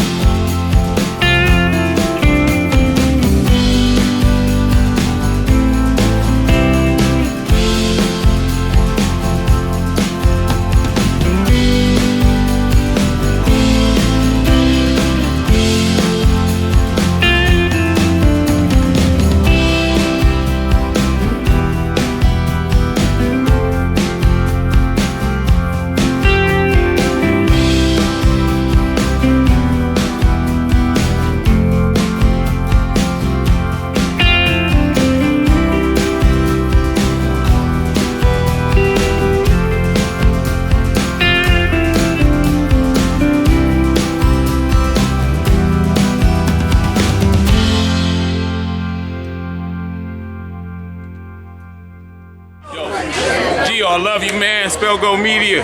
You elevating the status of what we do around here, man. So proud of you, bro. Amazing to share this night with you. Honored to have you as part of the team. Go Gags. And shout out to Dr. Julian Wilson. We miss you, Doc. Thank you, Kenny.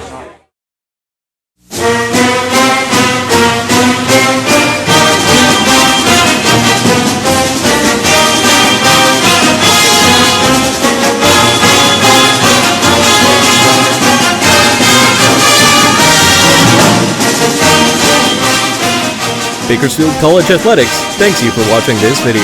For more BC Athletics sports videos, highlights, and replays, subscribe to Bakersfield College Athletics on YouTube. And for news, live broadcasts, and schedule information across all our sports, visit GoGades.com.